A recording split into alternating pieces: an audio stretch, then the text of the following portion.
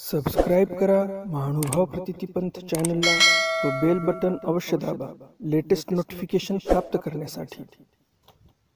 दंडवत प्रणाम। जय श्री कृष्ण। मी ईश्वरदास महानुभाव सर्वांचं स्वागत करतो आपल्या महानुभाव प्रतितीपंथ या चॅनलमध्ये।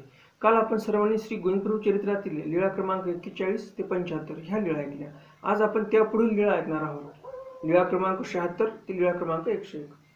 या वेळेमध्ये आपण जाणून घेणार आहोत श्री गोविंदप्रभू महाराजांच्या निरागस व स्वच्छंद क्रीडा।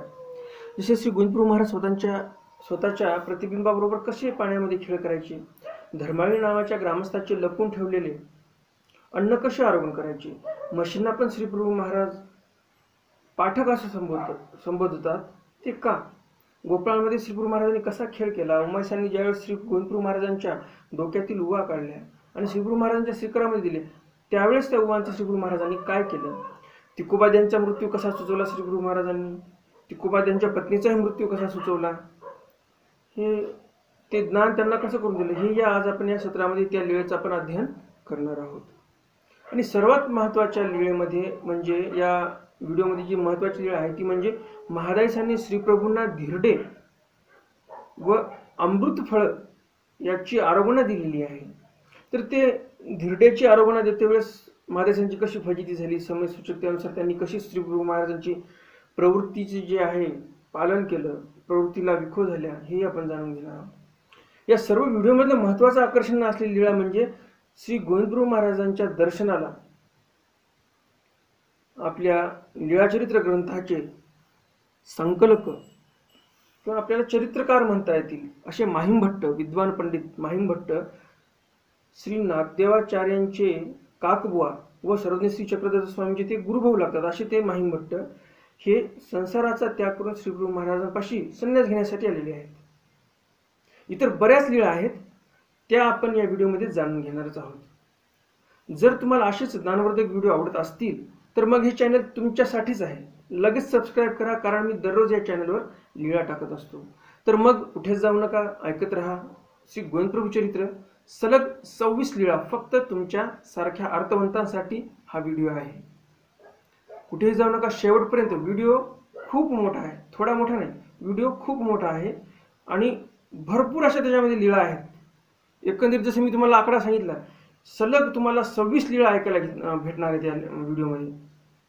तर चला तर मग आज काही आपण नवीन ज्ञानार्जन करूयात। दंडवत हो।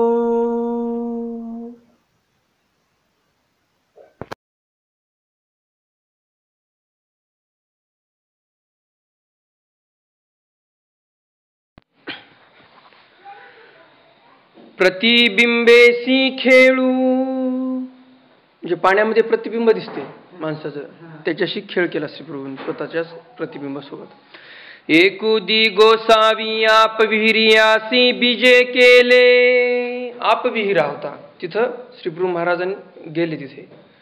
आप विहरा शिळेवरी उकड आसन झाले, उकड बसले तिथं शिळेवर जाऊन त्या आप विहिऱ्यामध्ये।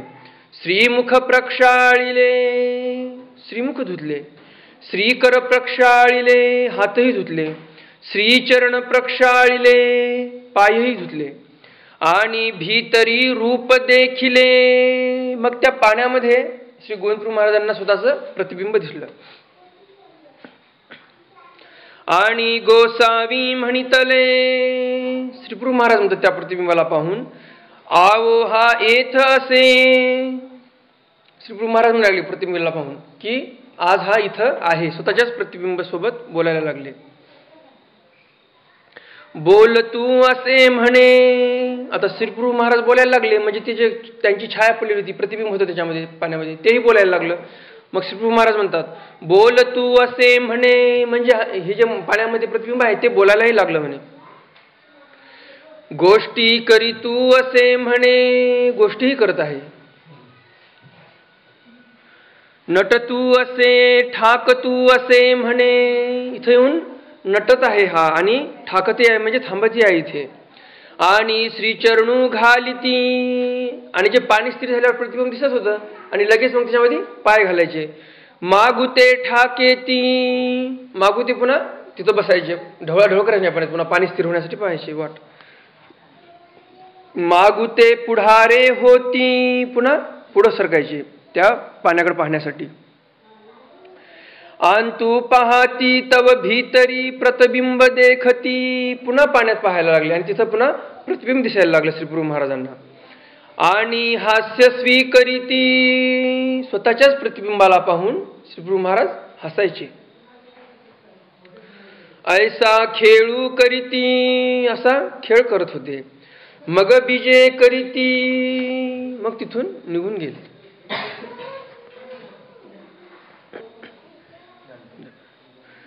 धर्माळियाचे उदकन्न आरोगणे. धर्माळी, धर्माळी एका माणसाचं अन्न होतं, तर त्या धर्माळ्याचं उदक आणि अन्न आरोगण केली. धर्माळी म्हणजे कोण? हसू लागले तुम्ही, तिकडे लक्ष नव्हतं इकडे. धर्माळी अन्न माहिती, एका माणसाचं अन्न होतं धर्माळी, तर त्याच्या इथं जाऊन त्यांनी श्रीप्रभू महाराजांनी उदक अन्न आरोगणे म्हणजे, उदक म्हणजे पाणी आणि अन्न म्हणजे अन्न आपलं, तर या दोन्हीचंही आरोगणा केली तिथं. धर्माळी अन्न कोपीसी ठेवी, तो धर्माळी जो होता तो अन्न कोपीसी म्हणजे खोपीत ठेवायचा असं खोसून. ते गोसावी काढिती आरोगणा करीती, तिथून ते शिदोरी काढायचे त्याचं अन्न ठेवलेलं आणि आरोगण करायचे. मग तो लपवी, मग दुसऱ्या ठिकाणी लपवायचा तो धर्माळी. तेथोनीही गोसावी काढिती, दुसऱ्या ठिकाणी लपून ठेवलं, तिथूनही गोसावी जाऊन ते त्यांचं अन्न काढायचे. आणि आरोगणा करीती, आणि जेवायचे. मग तो पुरी, मग जमिनीत पुरून ठेवायचा तो कुठेतरी शेतामध्ये. तेथोनीही उकरुणी काढिती, तिथूनही उकरून ते अन्न श्रीप्रभू महाराज काढायचे. मग आरोगणा करीती, मग जेवायचे. मग तेने म्हणितले, तो धर्माळी म्हणतो, रावळे विण कवणी ठाव नाही. श्रीप्रभू वांचुनी कोणी ठाव नाही. रावळ नेणे ती ऐसे, ऐसा काही कवणी ठाव असे, असा काय कोणता ठाव आहे का? असा कोणता ठिकाण आहे का जी श्रीप्रभू महाराजाला कळणार नाही शिदोरी कुठे ठेवली, असा कोणताच ठिकाण नाही. मग तेने ऐसा नेमू घेतला, असा एक नेम करून घेतला. जे आधी रावळासी आरोगणा देईन, मग जेवीन, अगोदर श्रीप्रभू महाराजांना आरोगणा देईल आणि मग जेवण करील. जव गोसावी बीजे करीती तव आपण नेजवी, जोपर्यंत श्रीप्रभू महाराज येत नव्हते आणि आरोगण करत नव्हते तोपर्यंत तो स्वतःही जेवत नव्हता. असं त्याने एक व्रत धारण केलं, जोपर्यंत श्रीप्रभू महाराजाला आरोगण देणार नाही तोपर्यंत स्वतःही जेवणार नाही. तव गोसावी बीजे करीती, अशी वाट पाहायला बसला तो की लगेच गोसावी तिथं यायचे. मग गोसावियासी आरोगणा दे, श्रीप्रभू महाराजांना तो आरोगणा द्यायचा. मग तयासी प्रसादू होय, मग श्रीप्रभू महाराजाचा प्रसाद तो त्या धर्माळ्याला भेटायचा. ऐसा तयाचा नेमू देहपर्यंत सिधी गेला, असा दररोज त्याचा देहपर्यंत म्हणजे मरून जाईपर्यंत त्याचा नेम हा श्रीप्रभू महाराजांनी सिद्धीला नेला. दररोज तिथे जाऊन आरोगण करायचे. दरभाळा महिका स्नान अनुवादू, दरभाळा हे तळ्याचं नाव, तर त्या दरभाळा तळ्यामध्ये महिक म्हणजे म्हशी बसल्या होत्या, तर त्यांच्या स्नानाचा अनुवाद श्रीप्रभू महाराजांनी केलेला आहे. गोसावी दरभाळ्यासी बीजे केले, दाभिवीरला जाताना डाव्या हाताला तळ लागते ते दरभाळ तळ, तर तिथं गोसावी बीजे केले, त्या तळ्यापाशी गेले. तया पश्चिमे पाळीवरी आसन झाले, तळ्याची जी पश्चिम पाळी होती तिथं आसन झाले. आंतू म्हैसी बैसलिया होतिया, त्या तळ्यामध्ये म्हशी बसलेल्या होत्या. एकीचा माथा चांद होते, एका म्हशीच्या डोक्यावर पांढरं होतं, पांढरे केस फुटलेले होते म्हणजेच चांद होता. एकीचा नाही, एकीच्या डोक्यावर नव्हता, ती काळीच होती पूर्ण. मग गोसावी म्हणितले, श्रीप्रभू महाराज म्हणतात, या पाठकासी टिळा झाला. त्या म्हशीला आता श्रीप्रभू महाराज काय म्हणायला लागले? पाठक म्हणायला लागले. जे पाठ करत असतात ते पाठक. तर या पाठकाला टिळा झाला म्हणजे ज्या म्हशीच्या डोक्यावर चंद्र होता तिला टिळा झाला असं म्हणायचे. या पाठकासी नाही, या पाठकाला नाही. ज्या म्हशीला टिळा नव्हता म्हणजे पांढरा केस नव्हती तिच्या माथ्यावर, तिला म्हणायचे की हिला टिळा झाला नाही. जे बुडकळी देती ते म्हणती, जी म्हैस बुडकळी द्यायची त्या तळ्याच्या पाण्यामध्ये त्या म्हशीला म्हणायचे सचिल स्नान झाले. सचिल स्नान झाला होता त्या म्हशीचा असं श्रीप्रभू महाराज म्हणायचे. सचिल म्हणजे सचिल स्नान माणसाने केलं म्हणजे कपड्याशी युक्त. जसं काल आपण ऐकलं की गोविंदप्रभू महाराजांनी सचिल स्नान केलं आणि दुसऱ्या घरी जाऊन बसले, पुन्हा कपडे सगळं आंघोळ करणे, त्याला सचिल स्नान म्हणतात. तर श्रीप्रभू महाराज म्हणायला लागले की सचिल स्नान झाले, या म्हशीलाही सचिल स्नान झाले. यासी नाही, दुसऱ्या ज्या म्हशी होत्या त्यांना सचिल स्नान नाही. बुडकळी देती तया ते म्हणती, हा पाठक कंठ स्नान करीतू असे. जी म्हैस फक्त बुडकळी देते, डोकं वर ठेवते आणि फक्त बुडकळी देते, त्या म्हशीला म्हणायची की हा पाठक कंठ स्नान करीत असते, म्हणजे फक्त कंठापर्यंतच पाण्यात गेला म्हणून कंठ स्नान. हा निका नव्हे म्हणे, एखाद्या म्हशीला चांगलं म्हणायचे, एखाद्या म्हशीला चांगलं नाही म्हणायचे. हा नष्ट म्हणे, ही म्हैस नष्ट झाली असं म्हणायचे. ऐसा गोसावी अनुवादू करीती, असं श्रीप्रभू महाराज बोलायचे. मग बीजे करीती, तिथून निघून जायचे. गोपाळा अंतू खेळू, जे गोपाळ होते त्या गोपाळामध्ये श्रीप्रभू महाराजांनी खेळ केला. आओ हा पाठकू गोपाळू, आओ हा विप्रू गोपाळू, आओ हा ब्रह्मचारी गोपाळू, आओ हा शूद्रची होय म्हणे. मग गोसावी बीजे करू आदरिले. त्या गोपाळाला वेगवेगळे नाव ठेवले, कोणाला पाठक म्हणले, कोणाला ब्रह्मचारी म्हणले, कोणाला विप्र म्हणले, असे वेगवेगळे नाव घेऊन बोलले. मग गोसावी बीजे करू आदरिले, मग तिथून निघायला म्हणजे चालायला लागले तिथून जाण्यासाठी.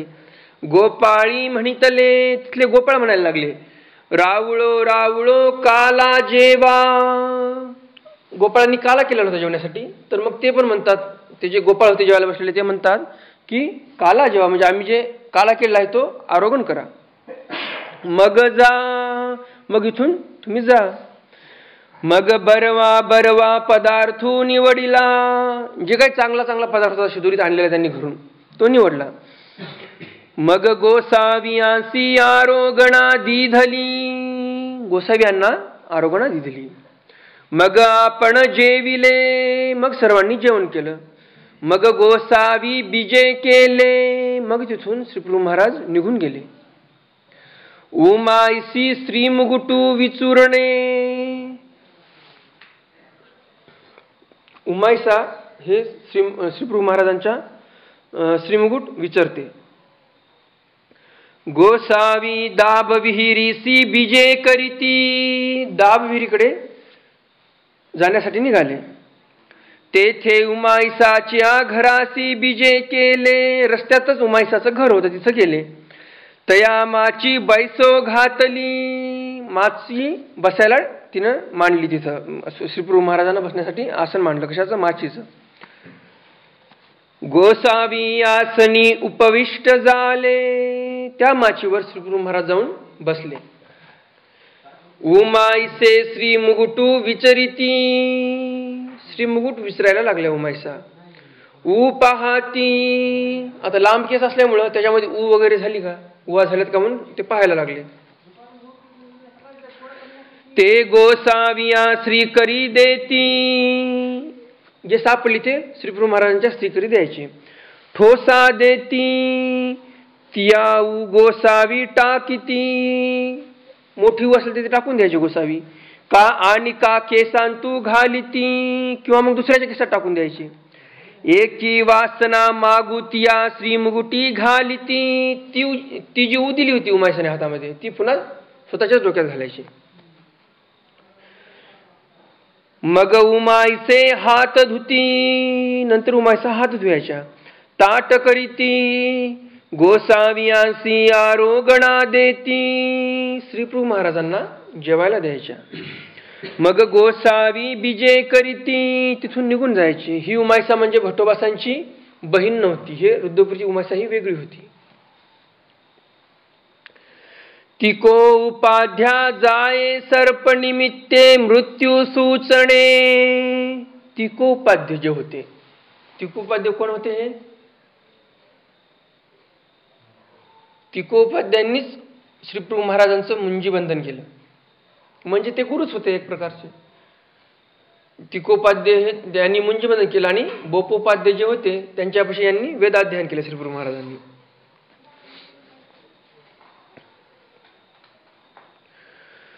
तर त्या तिकोपाध्याची जी जाये म्हणजे जाया म्हणजे पत्नी. तर त्या पत्नीचा सर्पनिमित्ते मृत्यू सूचने म्हणजे त्या तिकोपाध्याची पत्नी हे साप चावा घेतल्यामुळे मरणार आहे अशी सूचना श्रीप्रभू महाराजांनी केली. साप चावल्यामुळे तिचं मरण आहे असं श्रीप्रभू महाराजांनी सांगितलं. इथं गोसावियासी तिको उपाध्याची पट्टी साळेवरी आसन असे. श्रीप्रभू महाराजांना तिकोपाध्याच्या पट्टीशाळेवर आसन होतं. मग गोसावी म्हणितले, श्रीप्रभू महाराज म्हणायला लागले, आओ मेली ऐसाची येईल म्हणे, असाच आता येईल म्हणे, आणि ऐसाची खाईल म्हणे, असाच तुला दंश करेल. आओ मरेल म्हणे, न मरेल म्हणे, आओ मरेलची म्हणे, मरणारच असं श्रीप्रभू महाराजांनी भाकीत केलं. तव सरपू निघाला, साप निघाला घरी. तिकोपाध्याची स्त्रीसी खादला, दंश केला तिकोपाध्यांच्या पत्नीला. ते सरली, मरून गेली. गोसावी तिथे बोळवीत न वचतीची, प्रत्येकाला बोळवीत जायचे स्मशानापर्यंत. आणि कुठपर्यंत थांबायचे? कोणत्या वेळेपर्यंत? कपाळ मोचन होईपर्यंत, त्याची कवटी फुटेपर्यंत तिथंच थांबायचे. परंतु तिकोपाध्याची पत्नी जी होती ती सरल्यानंतर श्रीप्रभू महाराज तिला बोळवीत स्मशानापर्यंत गेले नाही. बोळवीत न वचतीची गेले नाही.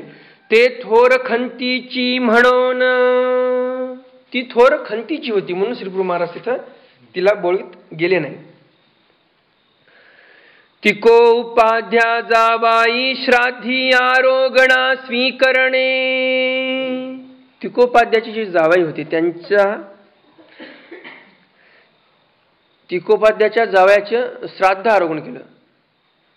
तिकोपाध्यांची लेकी सावित्री, तिची वरेताचे श्राद्ध करीती असे ती. तिकोपाध्यांची जी लेक होती सावित्री, तिच्या वरेताचं पतीचं श्राद्ध करीत होते ते. अवघया ब्राह्मणासी क्षेणू दीधला, सर्व ब्राह्मणांना आमंत्रण दिलं. मग अवघे साकपाक निपजविले, सर्व साकपाक निपजविले म्हणजे स्वयंपाक केला. ते माळवंच यावरी ठेविले, कवाड घातले, माळवदावर नेऊन ठेवलं खाली ठेवणे म्हणून, आणि कवाड घातले, दरवाजा लावून टाकला. सावित्री ते दारेसी बैसविले, जी सावित्री होती तिला दारापाशी राखण करण्यासाठी बसवलं. आणि आपण आंघोळी गेले, स्वतः तिकोपाध्ये आंघोळ करण्यासाठी गेले. तिथे म्हणितले, त्या मुलीला सांगतात सावित्रीला, रावळ येती तरी रावळांची पाक उच्चिष्ट करून दावे हो. रावळ जर येतील, श्रीप्रभू महाराज जर येतील तर त्यांना हे जे स्वयंपाक करून ठेवलाय आपण, हे उच्चिष्ट करू देऊ नको.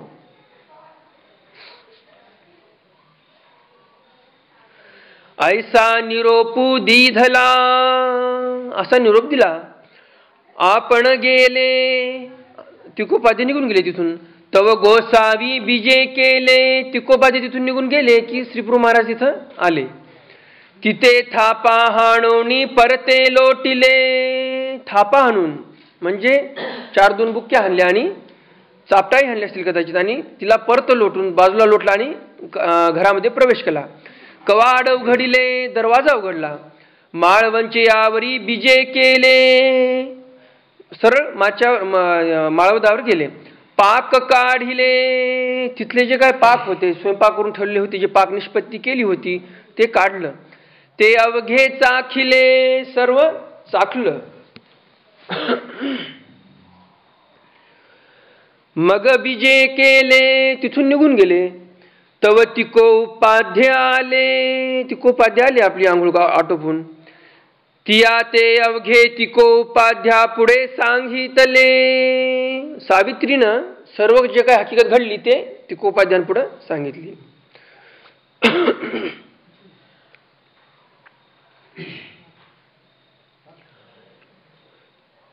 रावळ आले, माते थापा हाणीतले. श्रीप्रभू महाराज आले आणि मला थापे हाणीतले, मला मारलं. कवाड उघडिले, दरवाजा उघडला घरचा. माळवंचे यावरी वेंघले, माळवदावर गेले. पाक अवघे उच्चिष्ट केले, सर्व स्वयंपाक हा त्यांनी उच्चिष्ट करून टाकला. मग तीही म्हणितले, तिकोपाद्य म्हणतात, आता तीर्था जाओ, आता आपण तीर्थाला गेलं पाहिजे कोणातरी मोठ्या.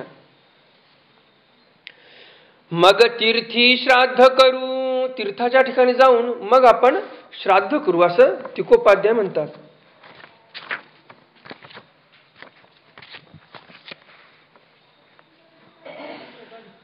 मग येथ तरी रावळा हाती करून लाहू, इथं जर आपण करू असं म्हटलं तर रावळा हाती, जोपर्यंत श्रीप्रभू महाराज इथं आहे तोपर्यंत आपल्याला काय करता येणार नाही. मग ब्राह्मण खेणिले होते, ते बोलाविले. ज्या काही ब्राह्मणाला निमंत्रण दिलं होतं त्यांना बोलावलं. ते जेविले, त्यांना जेवायला घातलं. आपण उपवासी पडिले, आपण स्वतः त्यांनी तिकोपाध्यांनी उपवास धरला. तव रात्री पितर स्वप्नी आले, त्यांचे जे पितर होते ते स्वप्नी आले, स्वप्नात आले. आगा तू उपवासी का पडिलासी, तू कावर असा उपाशी पडला, असं ते पितर स्वप्नात येऊन म्हणायला लागले. रावळी साक पाक काढिले, तेणे पिता परपिता महापिता तिन्ही तृप्त झाले. श्रीप्रभू महाराजांनी अन्न ग्रहण केलं म्हणून पिता परपिता आणि महापिता हे तिन्ही तृप्त झाले, असं तो पितर स्वप्नात येऊन म्हणायला लागला. मग तिकोपाध्ये उठिले, तिकोपाध्ये उठले झोपेतून. अवघे ब्राह्मणापाशी सांगितले, सर्व ब्राह्मणापाशी सांगितलं. मग स्तुती करू लागले, मग ते तिकोपाध्य स्तुती करू लागले.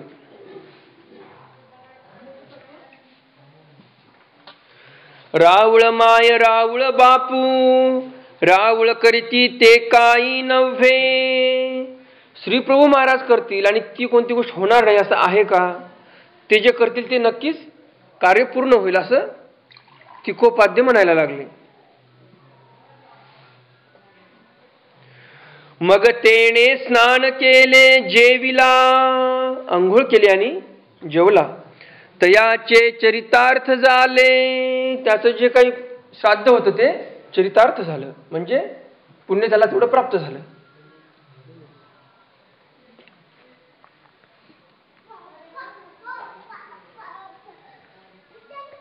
श्राद्ध करण्यासाठी म्हणजे पितरासाठी असते ना, तर त्याचा हेतू तो सिद्धीला गेला. कारण की पिता परपिता महापिता तिन्ही पिता तृप्त झाले म्हणून त्यांचं चरितार्थ झालं. तिकोपाध्या मृत्यू सूचणे, एकुदी गोसावी तिकोपाध्याचा अंगणी, कांठियाची किडडी केली. तिकोपाध्याच्या अंगणात गेले आणि काड्यांची किडडी केली. तिकटे केले, तिकट केलं, ज्याच्यावर मडकं ठेवतात असं 3 लाकडं लावून असते त्याला तिकट म्हणतात, त्याच्यावर मडकं ठेवून ते घेऊन जात असतात. ते तिकट पण केलं श्रीप्रभू महाराजांनी. तव उपाध्याची या लेकी म्हणितले, तिकोपाध्यांची जी लेख होती ती म्हणते, रावळो ऐसे काही अशुभ देखत असा, असं काय अशुभ देखत असा बरं तुम्ही. तव तिकोपाध्यासी ज्वरू आला, ताप आली, ते सरले, तिकोपाध्य हे सरले. गोसावी उंबर्यावरी पाटी थापटवणी बैसले. उंबऱ्यावरच पाठ टाकून बसले. जो त्यांचा मुख्य दरवाजा होता रहदारीचा, तिथं जाऊन बसले. पुढे मांचळी मांडली पुढं. मग गोसावी म्हणितले मेली जाये जेऊ घाली ना म्हणे. तिकोपाध्ये सरले इकडे आणि श्रीगुरु महाराजांनी हट्ट धरला की मला जेवायला वाढ.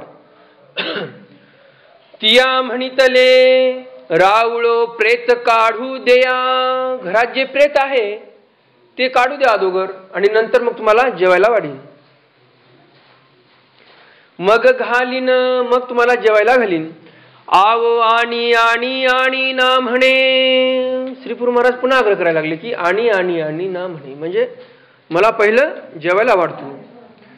तिया म्हणितले, ती लेख होती तिकोपाध्यांची, ती म्हणते रावळो प्रेत काढू द्या मेलियावरी कुरू कैसा खाल.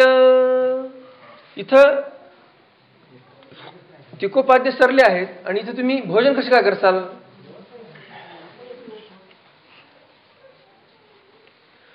प्रेत काढू ने दितीची. तरीही श्रीगुरु महाराज ऐकायला तयार नाही, प्रेत काढू देतच नव्हते.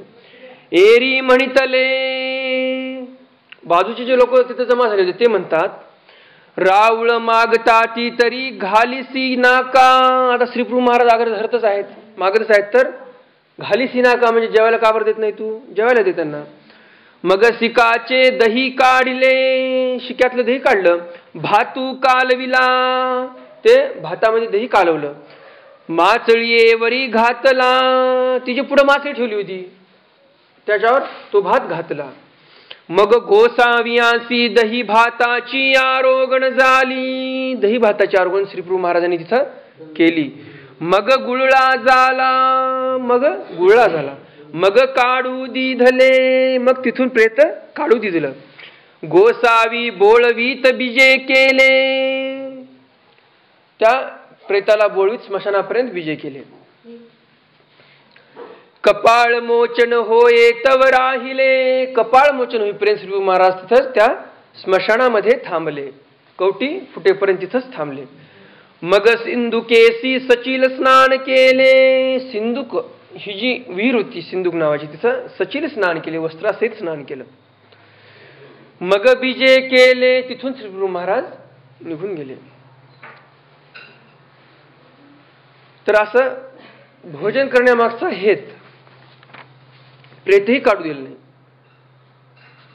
आणि एकीकडं तिकोपाध्यांची पत्नी ती सरली तर एक पावले पुढे गेले नाही बोळवीत त्या प्रेताच्या, कारण की ती जी पत्नी होती ती खंतीची होती आणि तिकोपाध्याय कसे होते, कणवेचे होते. तिकोपाध्याय त्यांचे गुरु, कारण की त्यांनीच मुंजीबंधन केलं तिकोपाध्यांनी श्रीगुरु बाबांचं. त्यामुळं श्रीगुरु महाराज हे त्यांच्यावर गुरुबुद्धी होती, कारण की त्यांच्याकडून शिकले ना काहीतरी, मुंजीबंधन त्यांनी केलं.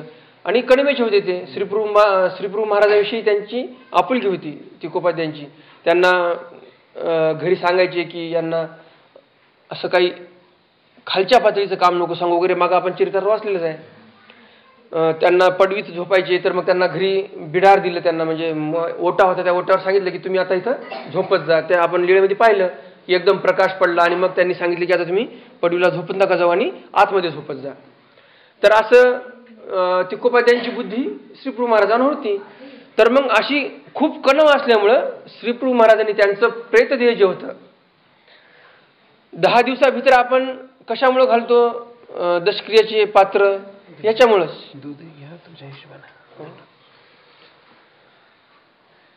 तर प्रेतदेह नसलं पाहिजे. प्रेतदेह तुम्हाला सर्वांना माहितीच असेल. तर ते प्रेतदेह नसण्यासाठी ज्ञानियाला पूर्ण भजन घालणे हा एक विधी असतो.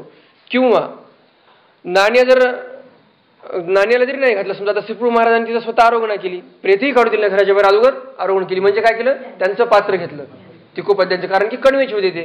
आणि ईश्वर अवताराने जर एक कणही जरी ग्रहण केला, ते करचरणवंत ब्रह्म असो अथवा नसो, करचरणवंत ब्रह्म म्हणजे मनुष्य देहामध्ये अवतार झालेला, त्याला करचरणवंत ब्रह्म असं म्हणतात. त्या ईश्वरावताराला करचरणवंत ब्रह्म म्हणतात. आणि जे राघव वगैरे असे ईश्वरावतार होतात, पक्ष्यांमध्ये अवतार धारण करतात. जसे स्मृतीस्थळामध्ये आलेलं आहे की एका राघवच्या ठिकाणी एका गावाला राघव होता आणि ते परमेश्वर अवतार होते असं जाणवलं होतं एका भक्ताला भट्टोबासांच्या सान्निध्यामध्ये. तर तसे अवतारी धारण करत असतात परमेश्वर. तर तसा जरी अवतार असला, त्रियांचा अवतार जरी असला परमेश्वराचा, त्यानं त्या माणसाच्या शेतात जाऊन एक कण जरी खाल्ला तरी प्रेतदेह नाशात असते. तसा तो कणवेचा जीव पाहिजे, तर ते असे परमेश्वर अवतार येऊन ग्रहण करत असतात. तर इथं श्रीप्रभू महाराजांनी ते ग्रहण केलं, त्यांचं अन्न म्हणून त्यांचं प्रेतदेह नासलं आणि पोटभर ग्रहण केलं. त्यामुळं एक कण खाल्ला तर प्रेतदेह नाशत असते, एवढं त्या परमेश्वर अवताराचं सामर्थ्य. तर एक कण न खाता त्यांनी पोटभर जेवण केलं म्हणजे प्रेतदेह तर नासलंच आणि त्यांना सुखफळ पण झाले. नरक नासून, दुःख नासून श्रीप्रभू महाराजांनी तिथे त्यांना सुख प्रदान केलं. नाहीतर बाकीच्या ठिकाणी फक्त नरक नसतात, दुःख नसते. आणि श्रीप्रभू महाराजांनी काय केलं? दुःख नासून सुख दिलं. रामदेवा प्रश्ने कानडी भालू गावा अनुवादू. रामदेवाने प्रश्न केला की श्री चक्रधर स्वामी आम्हाला कुठे भेटतील? त्यावेळेस श्रीप्रभू महाराजांनी सांगितले की कानड भालगावला श्री चक्रधर स्वामी भेटतील आणि तुम्ही तिथे जा. एकुदी रामदेवी पुसिले. रामदेव विचारतात, जी जी मज आमुचे गोसावी कवने ठाई भेटती. सर्वज्ञ श्री चक्रधर स्वामी आम्हाला कोणत्या ठिकाणी भेटतील असं रामदेवांनी श्रीप्रभू महाराजांना प्रश्न केला. गोसावी म्हणितले आवो मेली जाये. श्रीप्रभू महाराज म्हणतात आवो मेला जाये कानडी भालू गावाकडे. जो कानड भालूगाव हे गावाचं नाव आहे, तर तिथं जा, तिथं तुला श्री चक्रधर स्वामी भेटतील असं श्रीप्रभू महाराजांनी सांगितलं. तैसेची जरी निघते तरी गोसावियांसी भेटी होती. श्रीप्रभू महाराजांनी सांगितलं त्या क्षणी जर निघाले असते तर स्वामींची भेट त्या भालूगावला झाली असती. परंतु रामदेव हे लगेच निघाले नाही. ते तेथ राहिले, त्या रिद्धपूरमध्ये थोडे राहिले, काही दिवस, काही काळपर्यंत राहिले. त्याच्यामुळं स्वामींचा मुक्काम हा हल्ला, पुढे निघून गेले स्वामी. त्यामुळं कानड भालूगावला स्वामींची भेट झाली नाही, रामदेवाला स्वामींची भेट झाली नाही. भटा महादाईसा भेटी एकुदी बिढारी सरपण नाही. भटांची आणि महादाईसांची भेट झाली, भटोबासांची आणि महादाईसांची भेट झाली.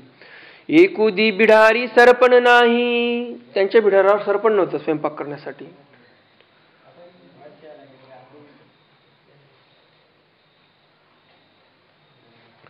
भट्ट महादाईसा भेटी, भट्टोबासाची आणि महादाईसाची भेट ही कोणाशी झाली? श्रीप्रभू महाराजांशी झाली. तर ती कुठे झाली हे सांगतात. एकुदी बिढारी सरपण नाही. बिढारावर सरपण नव्हतं म्हणून तेवळी भट्ट महादाईसे सेणी वेचावया दाबविहिरीकडे गेली. दाबविहिरीकडे निघाले भट्ट आणि महादाईसा. तव गोसावी पांच पिंपळ्याकडे बिजे केले. 5 पिंपळाकडे गोसावी बिजे केले. पिंपळा नृत्य कोणी भटा महादाईसा भेटी झाली. महादाईसा भट्टोबा त्यांची भेट झाली श्रीप्रभू बाबांशी. दंडवत घातले श्रीचरणा लागले. मग गोसावी म्हणितले आवो चांगदेव रावळाची आवो जा. जा दाब विहिरी जा दर्भे स्वरूप पहा. असे श्रीप्रभू महाराज म्हणले की तुम्ही चांगदेव रावळाचे आहात, तुम्ही काय माझे नाही, तुम्ही तिकडच जा. हो काजी म्हणून दाब विहिरी गेली. दर्भेश्वर पाहिला मग आली. तिकडेच जा, दाबविहिरीला जाण्यासाठी सांगितलं, दर्भेश्वर पाहण्याला सांगितला. मग तिकडे गेले, दर्भेश्वर पाहिला आणि मग आली.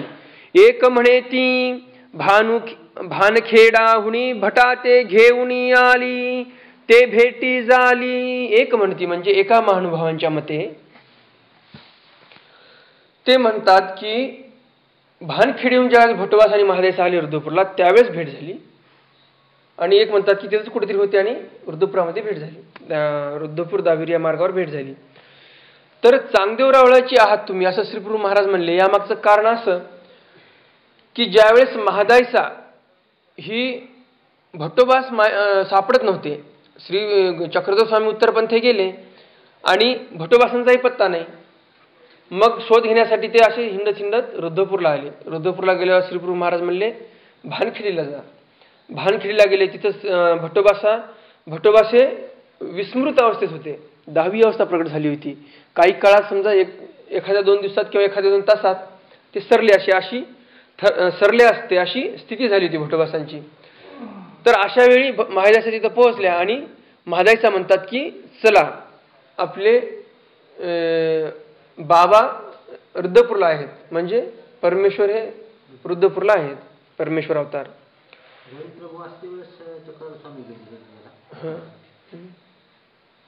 गोविंदप्रभू महाराज रुद्रपूरला होते त्यावेळेसच गेले.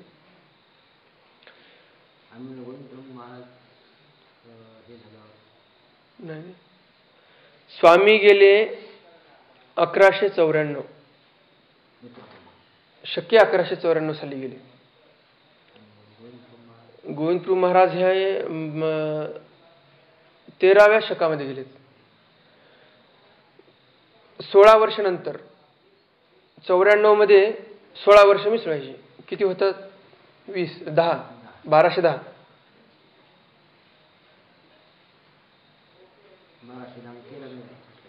14 वर्ष होते. मग निंबियास आले भट्टोबास तेथे रहिवास वर्ष 16. श्री प्रभू बाबापाशी राज्य भट्टोबाशी हे एका चरित्रामध्ये आलेलं आहे. तर तिथे त्यांनी सांगितले की 14 वर्ष तिथे राहिले. 14 वर्षे श्रीप्रभू बाबापाशी राज्य भट्टोबाशी केले देखा, असं चरित्र आबाब राघुमुनींनी त्यांच्या आबाबामध्ये हे लिहून ठेवलेलं आहे की 14 वर्षे श्रीप्रभू बाबापाशी राज्य केलं कोणी? भट्टोबासांनी, म्हणजे तिथं सान्निध्यात राहिले. तर 1194 इथून गेले ते कोण? स्वामी गेले. तर 94 आणि किती आपल्याला टाकायचे त्यामध्ये? 14 टाकायचे. तर किती झाले? 1208 झाले, बरोबर. तर 1208 साली श्री गोविंदप्रभू महाराजांनी पुरत्याग केला. तर आता याचं जर इसवी सन काढायचं असेल तर कसं काढायचं माहिती आहे का? जर इसवी सन माहीत असेल आणि आपल्याला जर त्याचा शक काढायचा असेल तर त्या इसवी सनाच्या आकड्यामधून 78 अंक कमी करायचे कधीही, तर शक येत असतो. आणि शकाला जर आपल्याला इसवी सनाच्या अनुसार आपल्याला वर्ष काढायचं असेल तर शकामध्ये 78 अंक वाढवायचे, म्हणजे इसवी सन येत असतो. हे त्याचं गणित आहे इसवी सनाचं आणि शकाचं. तर आता 1208 याच्यामध्ये 78 टाकले किती झाले? 86. तर मग 1286 इसवी सन, बरं का, इसवी सन 1286 साली श्रीप्रभू महाराज निजधामाला विजय केले.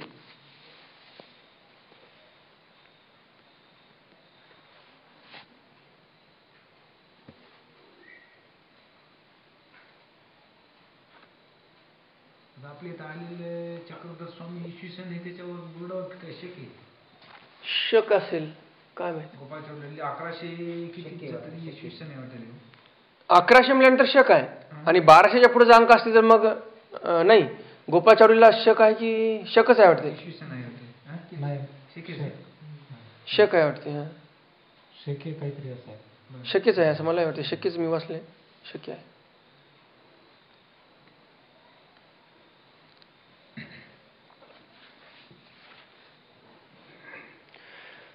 तर ज्यावेळेस महादायसा जाऊन तिथं म्हणते की चल आपले बाबा आहेत कुठं?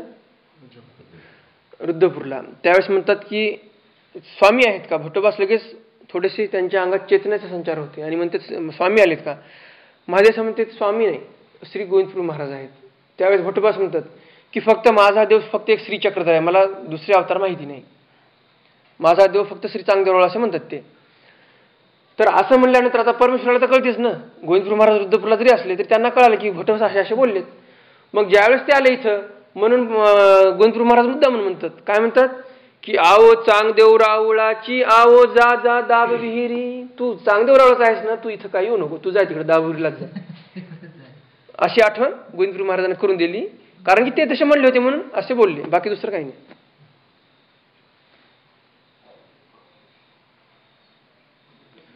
भानखेडाहुनी भटाते घेऊन आली ते भेटी झाली, त्यावेळेस भेट झाली असं एका महानुभावांच्या मते असं आहे. आणि दुसऱ्या महानुभावांच्या मते की एक बिढार कुठेतरी त्यांनी केलं होतं, रुद्धपूरला अजून पोहोचले नव्हते, भानखेडीहून येत होते, रुद्धपूरला पोहोचले नव्हते आणि त्यांच्या बिढारावर काही सरपण नव्हतं म्हणून ते गौऱ्या वेचण्यासाठी दाविरीच्या रस्त्यावर शेतात आले होते आणि त्यावेळेस श्रीप्रभू महाराजांची भेट झाली. अशा 2 वासना आहेत यामध्ये. चोरे नेतपटी कथन महादायसी पासवडीची पाटी वाळत घातली. महादायसांनी पासवडी म्हणजे जे आपण वस्त्र प्रावरण करतो त्याला पासवडी म्हणत असतात, त्याची पाटी म्हणजे एक तुकडा, वस्त्राचा एक तुकडा, आपण प्रावरण करतो त्या वस्त्राचा एक तुकडा वाळू घातला होता मोठा. ते कोण नेणो नेली, ते कोणे नेणो नेली, कोणतरी ती पासवडी नेली. ती पाहो लागली. मग महादायसा ह्या शोधत होत्या की आपला कपडा कुठं वाराने इकडे तिकडे बाजूला पडला का, इकडे तिकडे शोध घेत होत्या अशा. गोसावियांसी रिगता डावेया हाता भिंतीसी आसन असे. गोसावियांसी रिगता डावेया हाता, तिथं प्रवेश करते वेळेस डाव्या हाताला पट्टी शाळेवर आसन होतं. मग गोसावी म्हणितले आओ मेली जाये, पाटी चोरे नेली म्हणे, चोरानं उचलून नेली ती पाटी. तव महादायसी म्हणितले, महादायसा म्हणतात जी जी गोसावी नेवो कैसी दिधली, तुम्ही कस का बरं नेऊ दिली, अशी महादायसा प्रश्न करते श्रीप्रभूंना. आणि गोसावी हास्य स्वीकरिले, श्रीप्रभू महाराज हे हसले आणि काहीच बोलले नाही.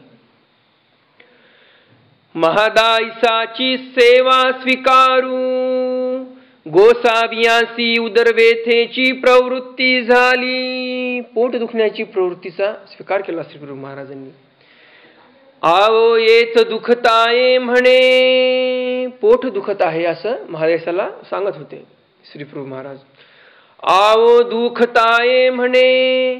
मग महादायसी दिवयावरी हातू सेकिला, जो दिवा लावला होता मठामध्ये तिथं हात शेकला असा, आणि बोंबियेवरी ठेविला, बोंबीवर श्रीप्रभू महाराजांचा हात ठेवला.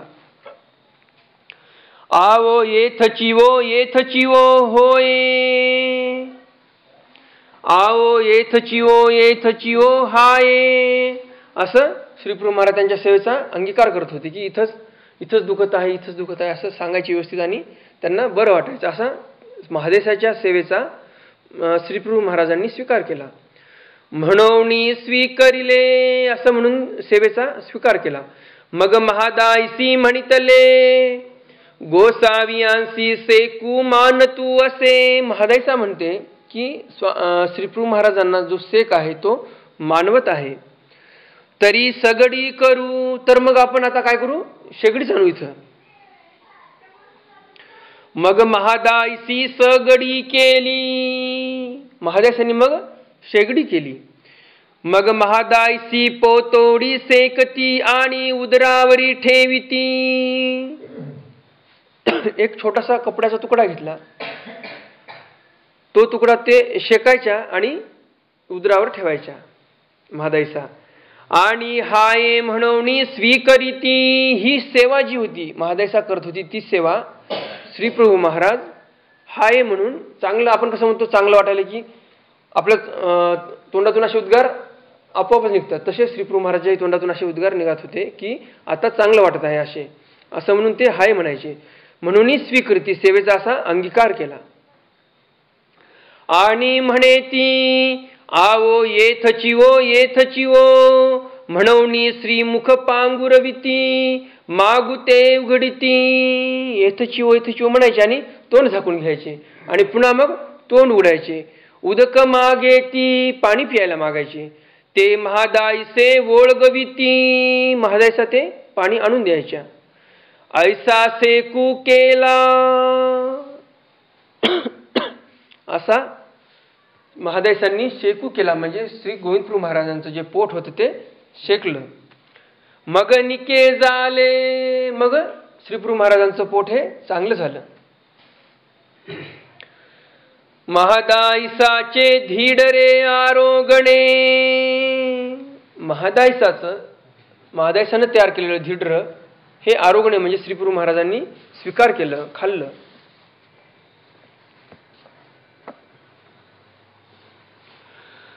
एकुदी महादायसी गोसाविया ते विनविले.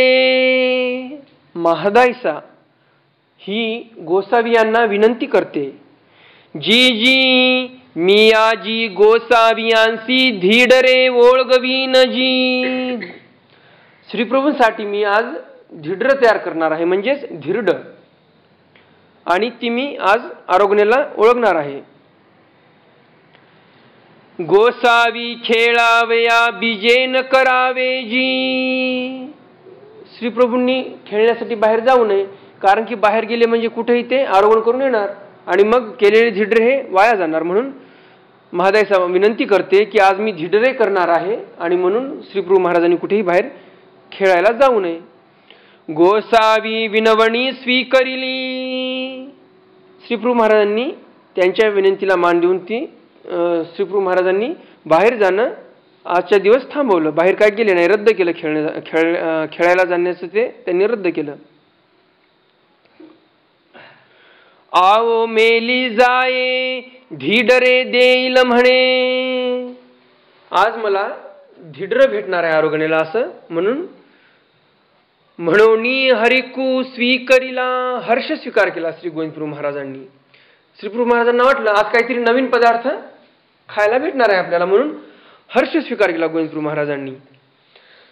खेळो बीजे करावे ते न करीतीची. खेळायला जाण्याची त्यांची जी इच्छा होती, प्रवृत्ती होती, परंतु विनंतीला मान देऊन ते त्यांनी रद्द केलं खेळायला जाण्याचं. आवो धीडरे देईल म्हणे खावे न खावे म्हणे, मग महादायसी धीडरे केले. असा अनुवाद श्रीप्रभू महाराज करत होते इकडे, आणि मग इकडे महादायसांनी धीडरे तयार केले. मग ताट केले. श्रीप्रभूंसाठी महादायसांनी ताट तयार केलं.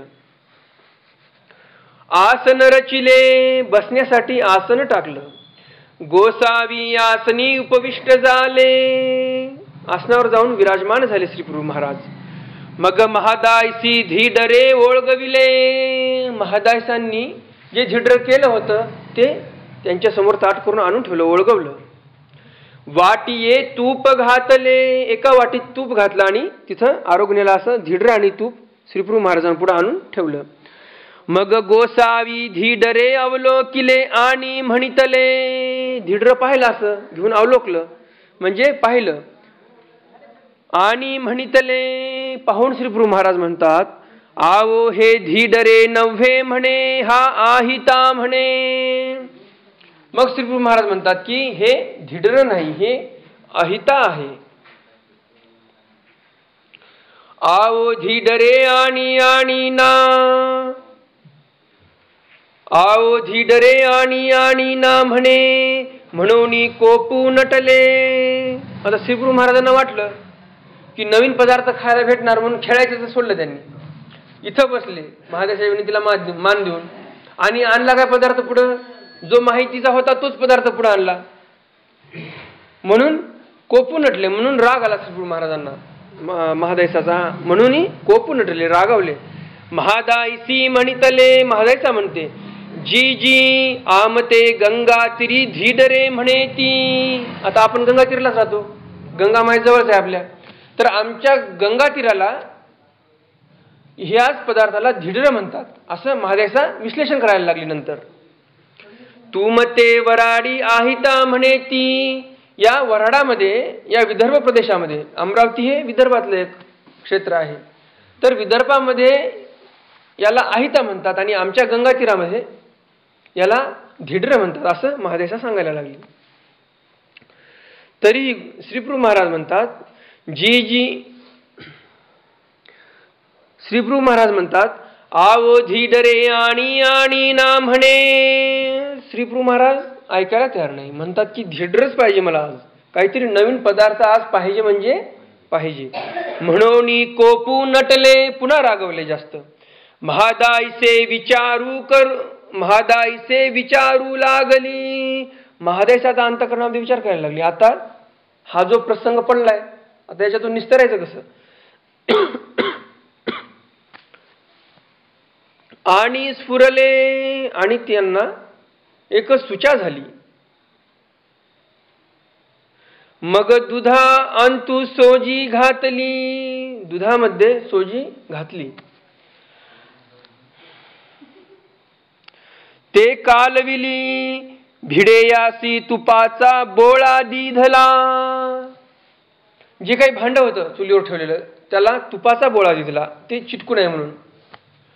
वरी लिंगाकृती घातले, एकी वासना शंकाकृती घातले. ते जे काही घट्ट पिष्ट तयार केलं दुधामध्ये म्हणून ते शंकाकृती घातले. त्याच्यावर शंख ज्या आकाराचा असतो त्या आकाराचं काहीतरी एक नवीन तयार केलं तिथं. वरी येळा मिरिया लवंगाची पुडी घातली. मग ते जे शंकाकृती त्याच्यावर टाकलं. आपले धिरडं कसं असते, गोल असते. चपाती कशी असते, गोल असते. काही काही चपाती त्रिकोणी करत असतात. तर काहीतरी आता नवीन पदार्थ द्यायचा ना श्रीप्रभू महाराजांना, म्हणून त्यांनी काय केलं महादासांनी की शंकाकृती तिथं त्यांनी त्या ताव्यावर, जो मातीचा तावा होता त्याला भिडे असं म्हणतात. जुन्या काळात सर्व मातीचेच भांडे असायचे. तर त्या भिड्यावर शंकाकृती टाकलं, तिथं शंकाच्या आकाराप्रमाणे ते पिष्ट टाकलं. आणि त्याच्यावर येळा म्हणजे विलायची, मिरी आपले काळे मिरे आणि लवंगाची पुडी घातली. असं पुडी पावडर टाकली त्याच्यावर. एकी सवा झाले, मग दुसरी एकडे उलथिले. एका बाजूने भाजलं ते आणि मग उलथून दुसऱ्या बाजूला टाकलं. आणि काढिले, मग भाजल्यानंतर ते काढलं. ताटा ओळगविले, ताटामध्ये ओळगवलं ते पदार्थ नवीन केलेला. आणि विलक्षण देखिले, विलक्षण असं काहीतरी ताटामध्ये श्रीप्रभू महाराजांना दिसलं. वेगळाच आकार, वेगळाच वाण.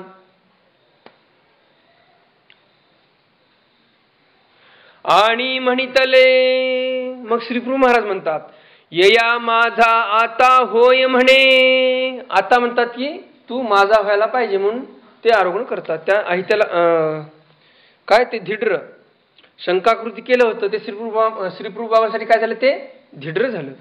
मग म्हणतात की येया माझा आता होय म्हणे, आवो गोड असे म्हणे. मग महादाईसे हरी खेळली. मग आरोहण करण्यासाठी सुरुवात केली श्री महाराजांनी आणि म्हणायला लागले की गोड आहे, चांगलं झालं. आणि मग महादाईसे हरी खेळली, महादाईसालाही हर्ष झाला. आणि के वाढिली, पुन्हा मग दुसरे करून वाढलं.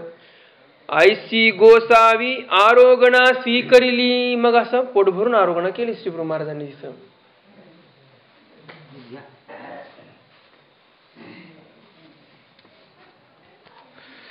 महादाईसाची अमृत फळे आरोगणे. महादाईसांनी एक नवीन पदार्थ केला, अमृत फळ. तर त्याचीही आरोगणा श्रीप्रभू महाराजांनी केली. आता ही लीळा दुसरी झाली बरं का इथून, त्याच्याशी काही निगडीत नाही. आता ते प्रसंग संपला तिथं. हा, धिरड्याचा प्रसंग संपला. एकुदी महादाईसी गोसाविया ते विनविले. महादाईसा गोसावियांना विनंती करते श्रीप्रभू महाराजांना. जी जी मी आजी गोसाविया लागी अमृत फळे देईन जी. गोसावियांना आज मी आरोगणेमध्ये अमृत फळ देणार आहे असं महादेसा म्हणते. गोसावी खेळावया बिजेन करावे जी. खेळण्यासाठी श्रीप्रभूंनी जाऊ नये अशी महादेसा विनंती करते. गोसावी विनवणी स्वीकरिली, विनंतीचा स्वीकार केला. मग गोसावी बिजे न करीतीची, खेळायला गेले नाही. आणि गोसावी हरिखू स्वीकरिला, हरिखू स्वीकार केला, हर्ष स्वीकार केला. मग म्हणितले आवो अमृत फळे देईल म्हणे, आओ अमृत फळे खावी म्हणे न खावी म्हणे, आओ खावीची म्हणे. असे श्रीप्रभू महाराज हे बसून एका ठिकाणी अनुवाद करत होते, आपल्याशीच बोलत होते. ते भेळी गोसावियांसी माचयावरी आसन झाले. तेव्हा गोसाव्यांना माच्यावर आसन झालं होतं. मग महादायसी अमृत फळ केले, मग ताट केले, वाटी भरुणी तूप ठेविले, ताटी अमृत फळे ओळगविले. ताट केलं, त्याच्यामध्ये वाटीभर तूप ठेवलं, त्या ताटामध्ये अमृत फळ ओळगविले म्हणजे ठेवले. गोसावी ताटावरी बीजे केले. श्रीप्रभू महाराज आरोग्यासाठी त्या जिथं ताट तयार केलं तिथं बीजे केले. आसनी उपविष्ट झाले, त्या आसनी उपविष्ट झाले, आसनावर विराजमान झाले. ताट कृपादृष्टी अवळोकिले, कृपादृष्टीने ताट अवळोकिले. आणि गोसावी म्हणितले, आवो मेली जाये तावी तावी म्हणे. ते श्रीप्रभू महाराजांनी पाहिले केलेले, आणि परंतु श्रीप्रभू महाराजांना असं वाटलं की हे थंड आहेत, म्हणून ते म्हणतात की तावी तावी म्हणे. मग महादायसी म्हणितले, महादायसा म्हणते यावर. श्रीप्रभू महाराज म्हणतात तावी तावी म्हणजे गरम कर, आणि यावर महादायसा म्हणते जी जी तूप तरी सद्यस्त असे. जी तूप तरी सद्यस्त आहे म्हणजे नेमकंच गरम केलेलं आहे, तूप काय घट्ट झालेलं आहे, पातळ दिसायला. कांबळा गाळिले असे जी, चांगलं तूप गाळून आरोग्याला वाढलेलं आहे. तावी तावी म्हणे, म्हणून कोपू नटले. आता यावर महादायसा ही विश्लेषण करायला लागली, म्हणलं ते ऐकलं नाही, म्हणून पुन्हा श्रीप्रभू महाराज कोपले त्यांच्यावर. तर महादायसाला श्रीप्रभू महाराज म्हणतात की तावी तावी म्हणे, पुन्हा तेच म्हणतात की गरम कर, म्हणून कोपू नटले, पुन्हा रागावले. आणि महादायसी भियाली, महादायसा घाबरले, आता करायचं काय नेमकं, तूप तर गरमच आहे आणि जे अमृत फळ केले तेही नेमकंच तयार केले आणि वाढले, आता करायचं काय नेमकं, हे समजायला काय मार्ग नव्हता.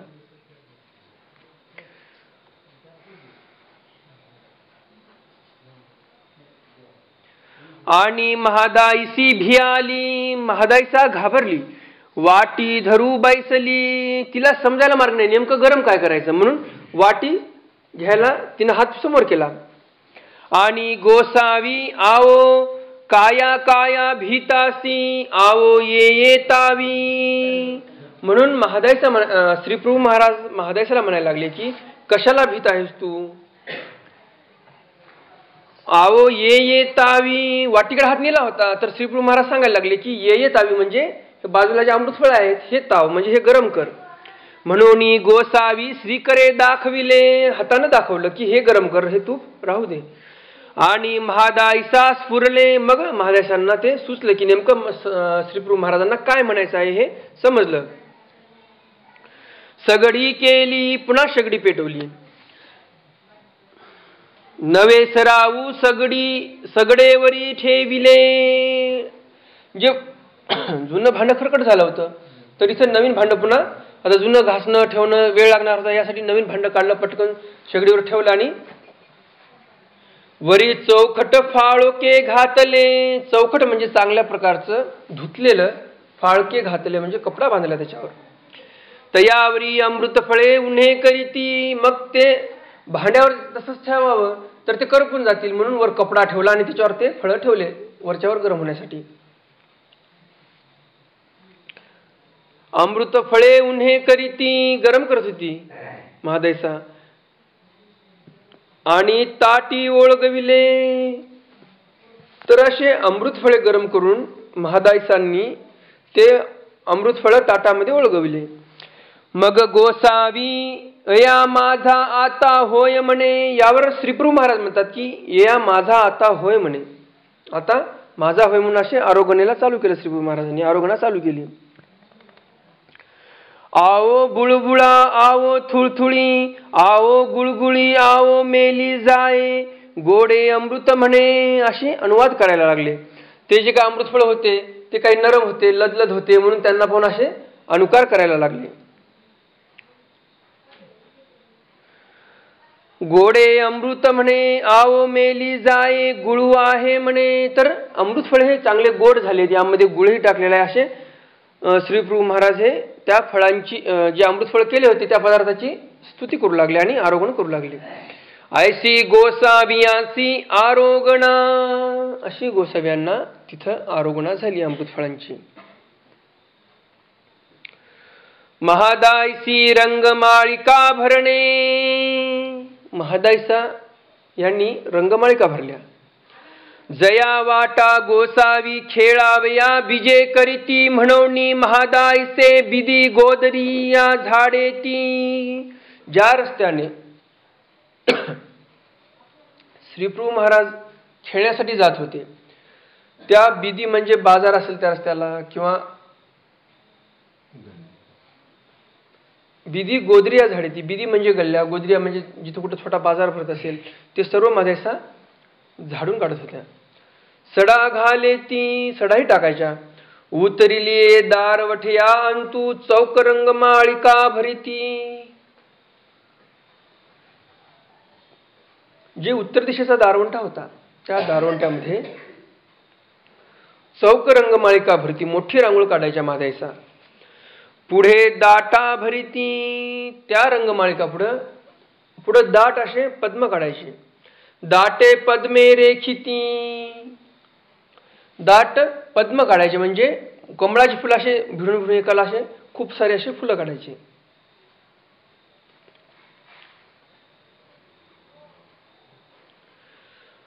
तव गोसावी बिजे केले, तिथं श्रीप्रभू महाराज आले. खेळोनी बिजे करीती, खेळोनी म्हणजे खेळ करून तिथं आले होते. रंगमाळिका चुकवणी श्रीचरणू ठेविती, आता रंगमाळिकेवर पाय कसं काय द्यायचा म्हणून रंगमाळिका चुकवत पाय ठेवत होते. तव पुढे दाटा रंगमाळिका सेती, तर समोर पाहिल्यानंतर अशी दाट रंगमाळिका टाकलेली होती. मग महादायसी म्हणितले, यावर महादायसा म्हणतात, जी जी आता जाईजो आपुलेणी ऐश्वर्ये, आता स्वतःच्या ऐश्वर्याने म्हणजे स्वतःच्या सामर्थ्याने इथून जा तुम्ही. कदाचित भट्ट म्हणती, कदाचित मग एखाद्या वेळेस भट्टवास म्हणायचे. आणि गोसावी हास्य स्वीकरिती, हसायचे. मग श्रीचरण देती, मग त्या रंगमाळिकावर श्रीचरण द्यायचे, कारण की त्या सेवेचा स्वीकार करायचा होता म्हणून श्रीचरण द्यायचे.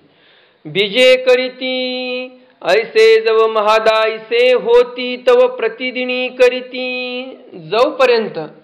जोपर्यंत महादायसा रुद्धपुरामध्ये होत्या तोपर्यंत त्या सर्व अशी बिदी गोदरी झाडून काढणे, सडा टाकणे, तिथं रंगमाळिका भरणे, ह्या सर्व सेवा महादायसा करत होत्या. टोकणे ग्रही मादणे, टोकणे या अण्णावाचे ग्रस्त होते, त्यांच्या घरी श्रीप्रभू महाराजांनी मादने केले म्हणजे आंघोळ केली. गोसावी अनुकारू करू लागले, स्वतःच अनुकार करू लागले, स्वतःच ते स्वतःशी बोलत होते. आवो शनिवारी नहावे म्हणे, आवो बुधवारी नहावे म्हणे, ऐसे अनुकारू करू लागले, असा अनुकार श्रीप्रभू महाराज हे करत होते. ते ऐकोनी महादायसी वाटी भरी तेली हाती घेतली, वाटीभर तेल हातात घेतलं आणि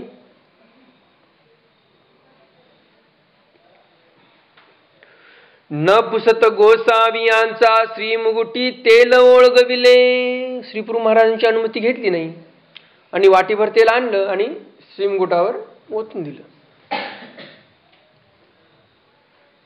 न पुसता गोसावियांचा श्रीमुगुटी तेल ओळगविले आणि गोसावी कोपू नटले, गोसाव्यांना राग आला. ते वाटी श्रीचरणे हाणीतली, श्रीचरणाने ती वाटी हाणली आणि गोसावी बिजे केले, तिथून निघून गेले. मागेची महादायसे निघाली, सोबतच त्यांच्या मागे महादासाही निघाली श्रीप्रभू बाबांच्या पाठीमागे. तव दादोस महाद्वारी भेटले, महाद्वारापाशी दादोसही भेटले. दादोसी म्हणितले, दादोस म्हणतात, रूपे रूपे ओखटे करीत असा.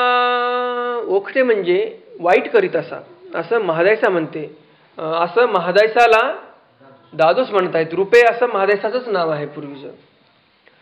जेणे श्री प्रभूची प्रवृत्ती भंगे ते ते करीत असा.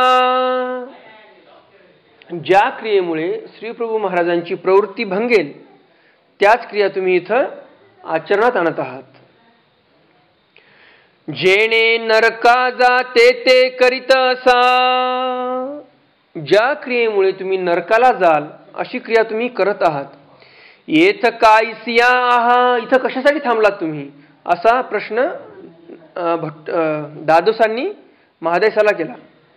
नरका जावेया, इथं कशासाठी थांबलात तुम्ही, नरकाला जाण्यासाठी थांबलात का असं महादेसाला दादोस म्हणत आहेत. महादायसी म्हणितले, महादायसा म्हणते, दादो तुम्ही उगे असा हो. असं दादोस म्हणले आणि यावर महादायसा म्हणतात की दादो तुम्ही उगे असा हो, तुम्ही शांत राहा, गप्प बसा. फाटका पाओ सो नका, फाटक्यात पुन्हा पाय कशाला घालता तुम्ही. एक तर श्रीप्रभू महाराज पहिलेच काय झाले, क्रोधित झालेत, रागवलेत माझ्यावर, आणि त्याच्यात तुम्ही अशी बडबड करू नका इथं, आणि फाटक्यात काय पाय तुम्ही घालू नका असं महादायसा म्हणते त्या दादोसाला. गोसावी उदास झाले ते एकीकडे गोसावी आमच्यावर उदास झाले श्रीप्रभू महाराज, आणि तुम्ही कोपता ते दुसरे. पहिलंच निस्तर नाही आणि तुम्ही तिसरंच पुन्हा दुसरं स्टेप आणून इथं लावले आमच्या मागं, म्हणून तुम्ही शांत राहा, असं गप्प राहा असं महादायसा म्हणतात दादोसांना. आणि गोसावी तैसेची टोंकण्याच्या आवारासी बिजे केले. जे टोंकणे होते त्यांच्या घरी जाऊन बसले. ओसरिये वरी रिगता डाव्या हाता, त्या पडवीवर डाव्या हाताला उकड आसन, उकडच बसले होते, असे व्यवस्थित बसले नव्हते, उकड आसनात बसले होते श्रीप्रभू महाराज. तव मागिला कडवणी महादायसे गेली. महादायसाही पाठला करतच होती आणि तिथं त्या महादायसा पोहोचल्या टोकण्याच्या घरी. तव मागिला कडवणी महादायसे गेली, तिये उजवेनी सिहाडे निसी दीनवदने उभे राहिली असे ती. पडीला श्रीप्रभू महाराज बसलेले आणि तिथं बाजूला जो दरवाजा होता, ज्या दरवाजापुढे पायऱ्या असतात त्याला असे साईडनं असे उतार करून हात धरायला असं ठेवायला केलेलं असते. तर काही ठिकाणी काय असायचं की हत्तीचं मुंडकं तयार करायचे आणि अशी लांब सोंड सोडायची तिथं पुढं, त्याच्यावर हात ठेवून असं जायला, त्याला सोंडी असं म्हणायचे. आणि काही जण सिंहाचं तोंड करून ठेवायचे म्हणून त्याला सिंहाडा असं म्हणायचे. तर अशा सिंहाड्याच्या बाजूला महादेसा येऊन गपचूप आडोशाला उभं राहिलेल्या होत्या.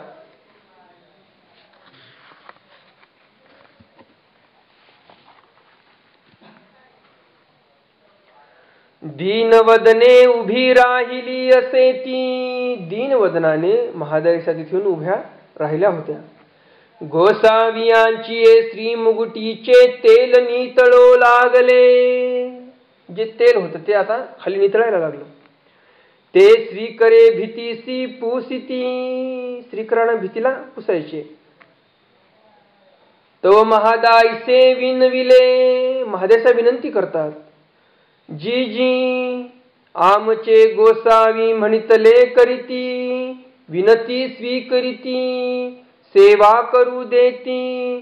जी जी तरी मी पुसूजी. आमचे गोसावी सर्वज्ञ श्री चक्रधर स्वामी हे आमचे म्हणितले करीती. आम्ही म्हणलो तसं विनंतीला मान द्यायचे, आम्ही आंघोळ घालायचं म्हणलं तर तसं म्हणलं तसं वागायचे बा, आमच्या विनंतीला मान द्यायचे, विनंती स्वीकरती, सेवा करू देती, सेवाही करू द्यायचे.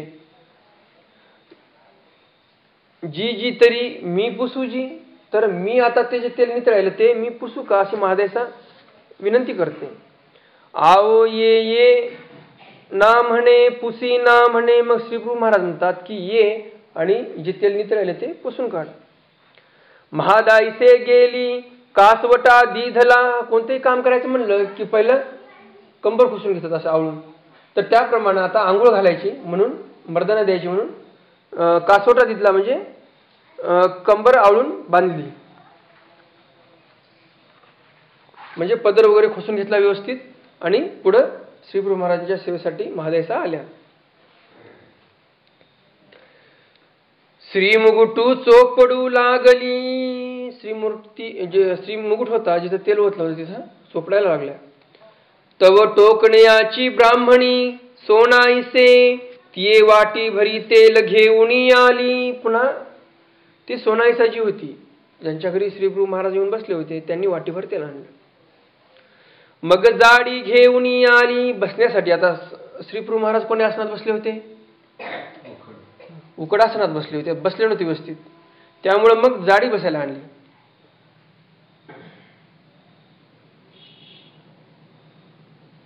तव महादाईसी म्हणितले जी जी आसन रचू दिजोजी. बसण्यासाठी आसन रचू द्या. मग महादाईसी आसन रचिले. मग समस्तळ आसन झाले. समस्तळ म्हणजे व्यवस्थित मांडी घालून बसले. मग सोनाईसी म्हणितले आई डेरा भरी पाणीया तापतू असे. आई ती चोखणी असे. ते तेल महादाईसी श्रीमुगुटी घातले. डेराभर पाणी आईतच मी तापायला ठेवलेलं आहे आंघोळीला तरी, तर ते पाणी घ्या आणि श्रीप्रभूंना आंघोळ घाला. आई ती चोखणी असे. चोखणी म्हणजे जसं आता शॅम्पू वापरतात तसं त्या काळामध्ये चोखणी वापरायचे. श्रीप्रभू महाराजांचे केस लांब असायचे तर चोखणी म्हणजे शिकाकाई रिठा यांनी मिक्स तयार करून केलेलं पिष्ट. पिष्ट आणि ते पिष्टामध्ये तेलही टाकलेलं असायचं, त्यामुळे ते काय होतं एक चिकट असं द्रव्य होतं. म्हणजे मलम कसा असतो आपला, शॅम्पू कसा असतो त्या प्रकारचं एक द्रव्य होतं ते. तर ती चोखणी आहे तयारच अशी ते सोनाईसा म्हणायला लागली. ते तेल महादाईसी श्री मुगुटी घातले.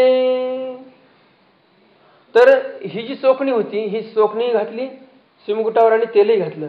डोळा घातले कानी घातले. मग गोसावी एक एक श्री करू दोन्ही दोन्ही वेळ देती. जसं कानामध्ये तेल घालतात तसं डोळ्यामध्ये तेल घालतात, तसं डोळ्यामध्ये तेल टाकलं चांगलं. मग श्रीप्रभू महाराज एक एक श्री कर दोन दोन वेळा देते घासण्यासाठी. हात घासायला एक घासला तरी पुन्हा तोच हात द्यायचे घासण्यासाठी. एकू श्रीचरणू दोन्ही दोन्ही वेळ देती. एकच श्रीचरण दोनदा दोनदा घासायला लावायचे. तव महादाईसा सुखानंदू होय. महादाईसाला सुख व्हायचा, महादाईसांना सुखानंद व्हायचा. मग गोसावी म्हणितले श्रीप्रभू महाराज म्हणतात आओ मेली जाय आता होय म्हणे. आता सगळं व्यवस्थित झालं. ऐसी मर्दना झाली म्हणजे सर्व अंगाची मालिश झाली. मग महादाईसी भटाते म्हणितले नागदेवा जाये त्या डेरिया खाली जाळू घाली. ज्या चुलीवर डेरा ठेवला होता पाणी तापवण्यासाठी त्या डेऱ्याखाली जाळ घाल अशी महादाईसा कुणाला म्हणतात? महादाईसा भटोबासांना म्हणतात. भट गेले त्या डेरिया खाली जाळू घालीत असे ती. जाळू घालत बसले तिथं. महादाईसी मर्दना दिधली डेरा भरी पाणी सोनाईसी ठेविले होते तेने मादने होत असे. जे पहिले डेराभर पाणी ठेवलेलंच होतं गरम झालेलं, त्यांनी इथं मारदने चालू झालं, मादने चालू झालं इकडं श्रीप्रभू महाराजांना. ते जे आईचं पाणी पहिलं होतं त्या पाण्यानं मादने चालू झालं आणि दुसरे एक डेराभर पाणी भटोबासांना इकडं महाराजांनी ठेवायला लागलं. भटा ते म्हणितले नागदया तो डेरा घेऊन ये हो. आता हा जो डेरा होता श्रीप्रभू महाराजांची जिथं आंघोळ चालू होती तो डेरा संपला. मग भट्टोबासाला महादेसा म्हणतात की तो जो डेरा आहे ठेवलेला चुलीवर तो घेऊन या. मग भट्ट गेले तो डेरा काठा सहित तापला असे. आता लवकर पाणी तपावं म्हणून खूप जाळ घातला होता म्हणून काठापर्यंत तो डेरा तपला गेला आणि म्हणून भटाचेनी तो डेरा नाणवेची. भट्टोबासांकडून तो डेरा काय आणला जात नव्हता. मग मागुते आले, तसेच मागुते आले. रुपये तो डेरा थोरू तापला असे. भट्टोबास महादेशाला म्हणतात रुपये तो डेरा जो होता पाणी तापवायला ठेवलेला तो खूप तापलेला आहे. मग महादाईसे गेली, महादेशा गेल्या तिथे. चुलीचा उबाळा काढिला, जे चुलीमध्ये अग्नी जास्त झाला होता तो काढला बाहेर. तो विझविला, चुंभळ चिखिले माखिली, चुंभळ केली आणि त्या चुंभळीवर चिखल टाकला. तळहातावरी घेऊन आली, तो डेरा उचलला आणि तळहातावर अशी चुंबळ घेतली, त्याच्यावर चिखल टाकला आणि ते डेरा हातात घेतला आणि घेऊन आला. तिये डेराचे पाणी ऐसे दोही डेरियाचे नी पाणी गाडू ढाळीला. तांब्यानं पाणी टाकायला लागले दोन्ही डेऱ्यातलं. ऐसे मादने झाले, मग महादाईसी पिवळीये पाजणीचा सावला ओळगविला. पिवळ्या पाजणीचा, पिवळी खळ दिलेलं वस्त्र श्रीप्रभू महाराजांच्या ठिकाणी अर्पण केलं आंघोळ झाल्यावर.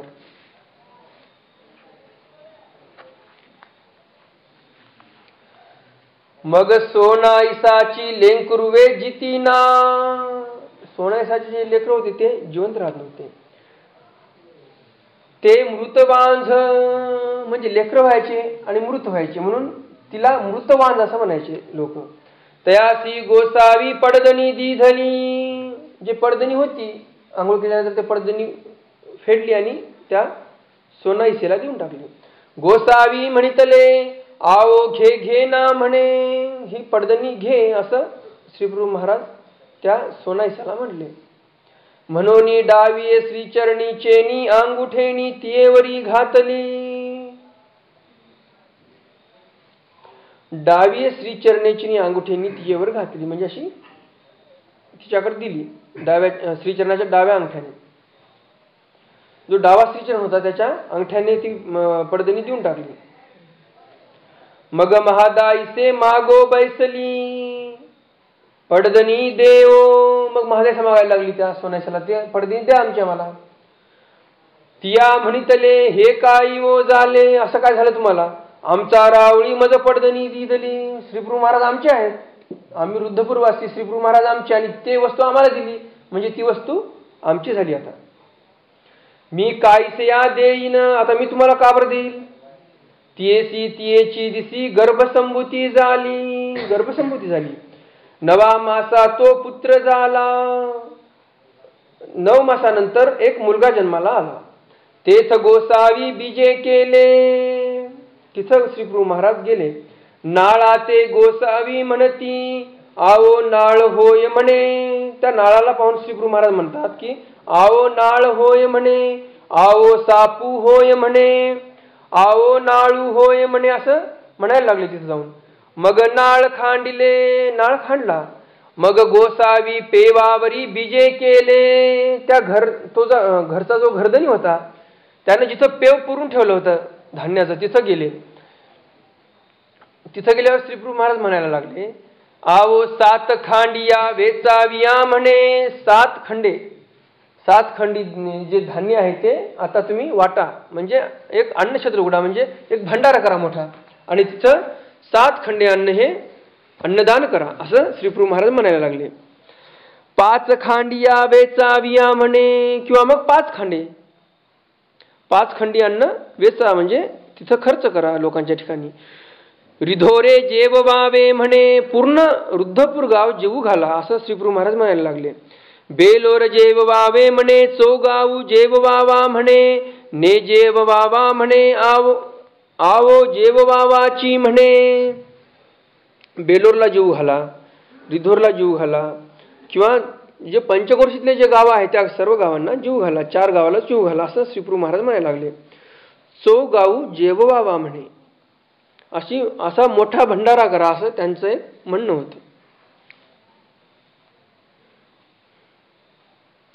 म्हणून पेव श्रीचरणे करुणी दाखविले. श्रीचरणाच्या अनुकाराने ते पेव दाखवलं.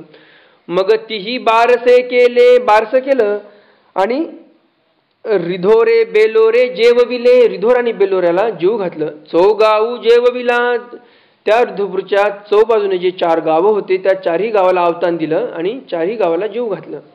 अवघा लोकू जेविला, पूर्ण लोक जेवला. परी सोनाईसे न जेवितीची, सोनाईसा काय जेवायला तयार नव्हत्या. घरीचा म्हणितले, घरचे लोक म्हणायला लागले, आओ तू जेविसी नाका, तू का बरं जेवत नाही, असा प्रश्न घरच्या लोकांनी त्या सोनाईसेला केला. तिया म्हणितले, तर सोनाईसा म्हणते, या प्रश्नावर उत्तर देते, रावळ येती मग जेवीन, श्रीप्रभू महाराज येतील त्यावेळेसच मी जेवण करीन, अशी ती सोनाईसा म्हणते. तयाची पांतीसी, त्यांच्याच पंक्तीला बसून मी जेवण करेल. तीही म्हणितले, घरचे लोक म्हणतात, आओ रावळ वेडे रावळ पिसे, ते काही येती, राऊळ वेडे आहेत, राऊळ पिसे आहेत, ते का बरं येतील आता इथे, ते कुठंतरी गावात खेळत असतील, असं घरचे लोक म्हणायला लागले. तू जेवी, तू जेवण कर पहिलं. लेंकरुवासी दूध कडू होईल, लेकराला दूध कडू होईल, असं ते घरचे म्हणायला लागले. ना नेजवी, यावर सोनाईसा म्हणते की मी जेवणार नाही. तव गोसावी बीजे केले, आणि लगेच तिथं श्रीप्रभू महाराज आले. मग गोसावियांशी शिरास ताट केले, शिरा ताट केले म्हणजे प्रमुख ठिकाणी जेवायला मांडलं. प्रमुख ठिकाण म्हणजे कसं, इकडून 4 माणसं घरचे जेवायला बसले, इकडून 4 बसले, आणि आता हे ठिकाण जे झालं ते काय झालं, मुख्य ठिकाण झालं. तर अशा मुख्य ठिकाणी ताट केलं. तो पुत्र सतायू झाला, 100 वर्षे जगला तो पुत्र. तयासी जरू ताव नाही, त्याला आयुष्यात कधी ताप आली नाही. खोकला पडसा नाही, आयुष्यात कधी खोकला नाही आला किंवा पडसं नाही आलं. कोणे व्याधीचा उपद्रव नाही, कोणत्याही प्रकारचा व्याधीचा उपद्रव त्या मुलाला झाला नाही, कारण की जन्मण्यासाठी श्री गोविंद प्रभू महाराज हे निमित्त होते, आद होते, म्हणून त्याला कोणताही उपद्रव झाला नाही. मग गोसावी बीजे केले या उपरी, आपुली अनुभवाची या लीळा भगती जना पुढे सांगती. श्रीप्रभू महाराज बीजे केल्यावर, निर्धामाला गेल्यावर स्वतःच्या अनुभवाच्या लीळा भक्तजनापुढं हा मुलगा सांगायचा. अल्पगुळू मोदक अनुवादू, महादायसी लाडू केले, महादायसांनी लाडू केले. ते नावेक वाळू घातले होते, तर वाळण्यासाठी म्हणून थोडा उन्हात वाळू घातले होते, कदाचित चाचणी नरम झाली असेल म्हणून ते उन्हात ठेवले होते कडक होण्यासाठी. उंच मढा पश्चिमे भानवसा पुढा घातले होते, उंच मढाच्या पश्चिम दिशेला भानवसा पुढं म्हणजे चुली पुढं ते घातले होते, म्हणजे ठेवले होते वाळण्यासाठी. तेच वेळीचे वेळे गोसावी बीजे केले, संध्याकाळच्या वेळेला श्रीप्रभू महाराज तिथं आले. मग गोसावी म्हणे ती, श्रीप्रभू म्हणायला लागले, आओ या लाडूवासी गुळू पुरला, या ते जे लाडू करून ठेवले त्या लाडूपैकी काही लाडूला गुळ पुरला म्हणजे व्यवस्थित लागला तिथे. यासी न पुरेची, या लाडूला काय गुळ व्यवस्थित नाही. आओ हा कठीण झाला, त्याच्यातलाच एक लाडू हा फारच कठीण झाला, निबर झाला. हा मोकळा झाला, हा बरोबर बांधण्यातच नाही आला, हा मोकळाच राहिला. हा निका नव्हे, हा बरोबर नाही. ऐसे म्हणून श्री करे स्पर्शिले, ऐसा खेळू केला मग विजय केले, प्रत्येक लाडूला स्पर्श केला असा अनुवाद केला आणि तिथून खेळ करून निघून गेले. चोर नेत पटी अनुवादू, चोर नेत होता तो वस्त्र, आणि चोरानं नेलेले जे वस्त्र होतं ते वस्त्राचा अनुवाद केला, म्हणजे सांगितलं की चोरानं वस्त्र नेलं. आबैसे दायंबा पैठणी हुणी आली, आबैसा आणि दायंबा हे दोघंही पैठणून आले. गोसावी श्री प्रभूचे आठाया पाठविली होती, श्रीप्रभूंच्या उपयोगा नेण्यासाठी एक पासवडी पाठवली होती स्वामींनी. आबाईची पासवडीची पाटी वाळत घातली होती, ती पासवडीचा जो तुकडा होता तो वाळायला घातला होता. गोसावियांशी रिगता डाव्या हाता पट्टी शाळेवरी आसन असते, रिगता डाव्या हाता पट्टी शाळेवर श्रीप्रभू महाराजांना आसन होतं. ते पाटी नेणं कोणे नेली, कोणतरी ती पाटी वस्त्राचा तुकडा घेऊन गेला कोणीतरी. तो आबाईचे पाहो लागली, आबाईचा शोधाशोध करत होती. ते ने दखतीची, आबाईशाला काय ते पाटी पासवडी दिसली नाही. तव गोसावी म्हणितले, श्रीप्रभू महाराज म्हणतात त्यावर, आव तुमची पाटी चोरे नेली, तुमचं वस्त्र जे होतं आणलेलं ते चोरांनी नेलं. आबाईसी म्हणितले, आबाईसा म्हणतात, जी जी नेओ कैसी दीधली, तुम्ही कसं का बरं नाही दिली, असा प्रश्न आबाईसांनी केला. आणि गोसावी हास्य स्वीकारिले. श्रीप्रभू महाराजांनी हास्य स्वीकार केला.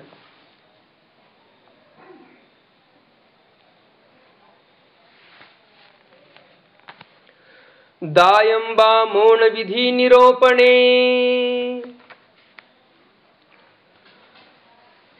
दायंबाला मौन विधीचं निरूपण केलं. मागा आमचा गोसावी म्हणितले होते. मागे कधीतरी स्वामींनी असं सांगितलं होतं की भोजया रिद्धपूर म्हणजे काशी निवासू. रिद्धपूर म्हणजे काशीचा वास आहे. तेथ काम क्रोध भोगून येतीची. तिथं काम क्रोध हे भोगून येते म्हणजे भोगू नये. हिंसका निंदका गोष्टी करू नये येतीची. हिंसक गोष्टी निंदक गोष्टी अशा कधीही करू नये तिथं. तेथ तुम्ही मौने असावे हो. मौने असावे, मौन व्रत धारण करून असावं असा विधी श्री चक्रधर स्वामींनी दायंबाला विहिला होता. मग मौने असे ती म्हणून रिद्धपूरला आले म्हणजे दायंबा हे मौन असायचे. एकुदी बौल्या दक्षिणे गोसावी उभे असे ती. बौल्याच्या दक्षिण दिशेला बौल नावाचं एक ठिकाण आहे रिद्धपूरमध्ये. त्याच्या दक्षिण दिशेला गोसावी उभे होते. तव दायंबा आले. तिथं दायंबा आले. गोसावियांसी दंडवत घातले. श्रीप्रभू महाराजांना त्यांनी दंडवत घातले. श्रीचरणा लागले. ते तेथ मौन असती. तिथं मौन असायला लागले. ते तयांसी मुख पाकू झाला. तोंडही आलं उष्णता वाढल्यामुळे. मग आबायचे कांजी उकळली. कांजी उकळी जी कांजी होती ती उकळी म्हणजे उकळली. ते गुळुळिया सांडी ती काहीतरी औषधी ती उकळून त्या पाण्याने गुळण्या करायला सांगितल्या तोंडाचं आलेलं कमी होण्यासाठी. ते एकुदी गुळुळिया सांडिलिया. एका दिवशी गुळण्या सांडल्या म्हणजे केल्या. गोसावियांसी भीतरी राजमडा अंतु आसन असे. राजमडामध्ये श्रीप्रभू महाराजांना आसन होतं. मर्दना देते कोणी नाही. मर्दना देणार कोणीही नव्हतं.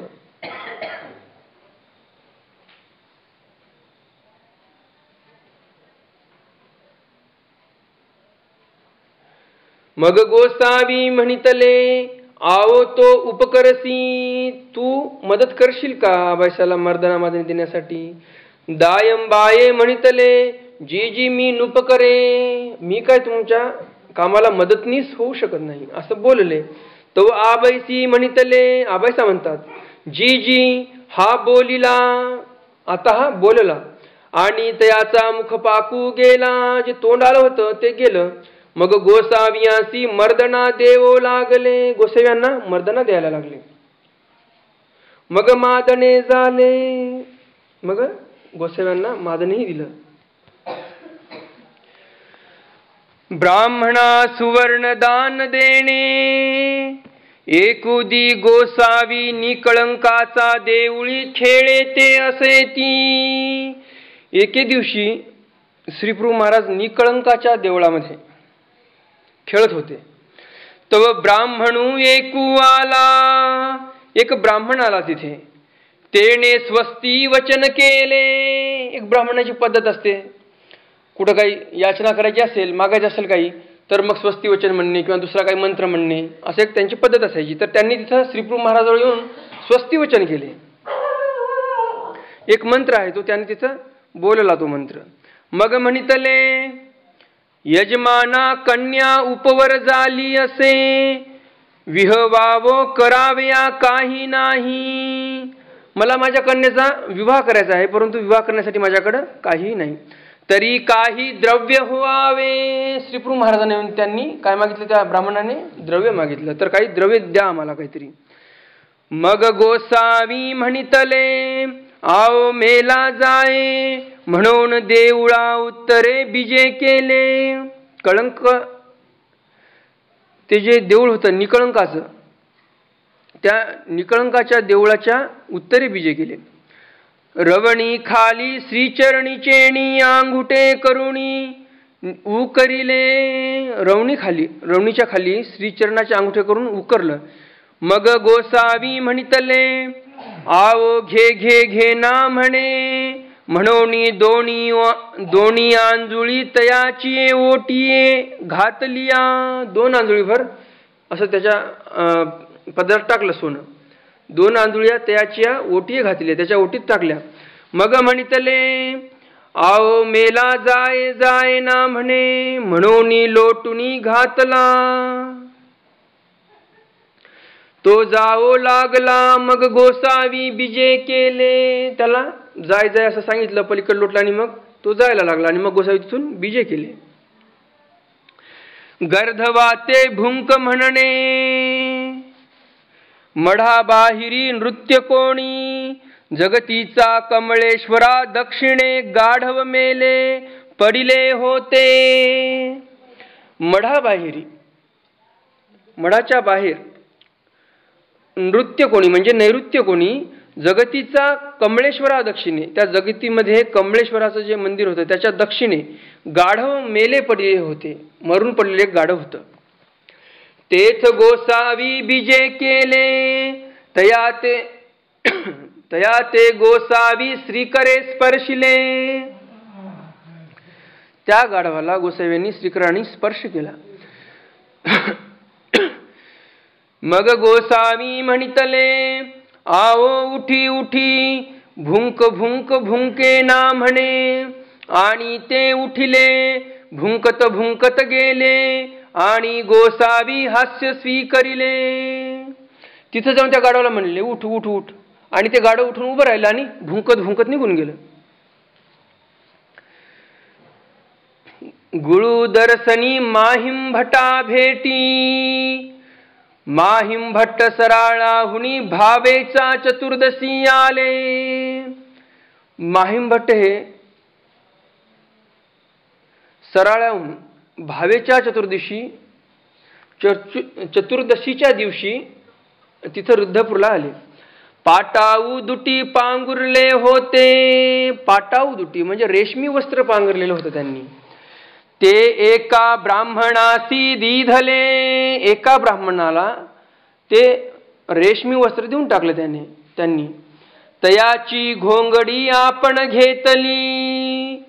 त्याची घोंगडी जी होती ती माहिम भट्टांनी स्वतः घेतली.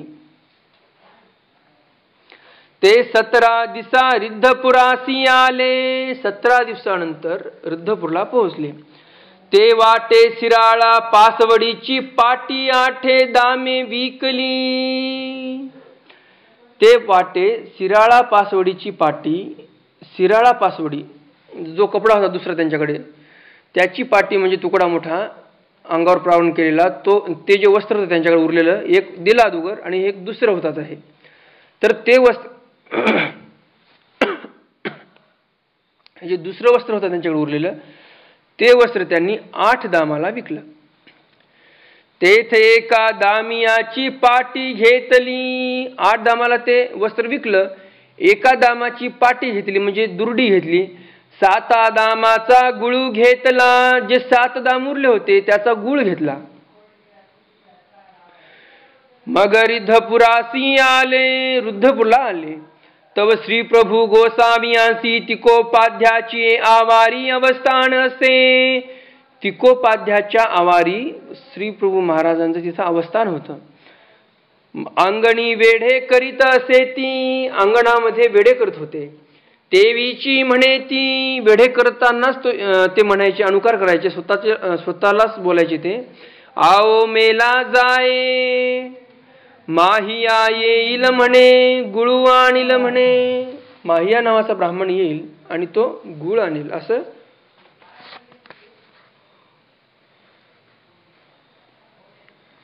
स्वतःलाच ते बोलायला लागले.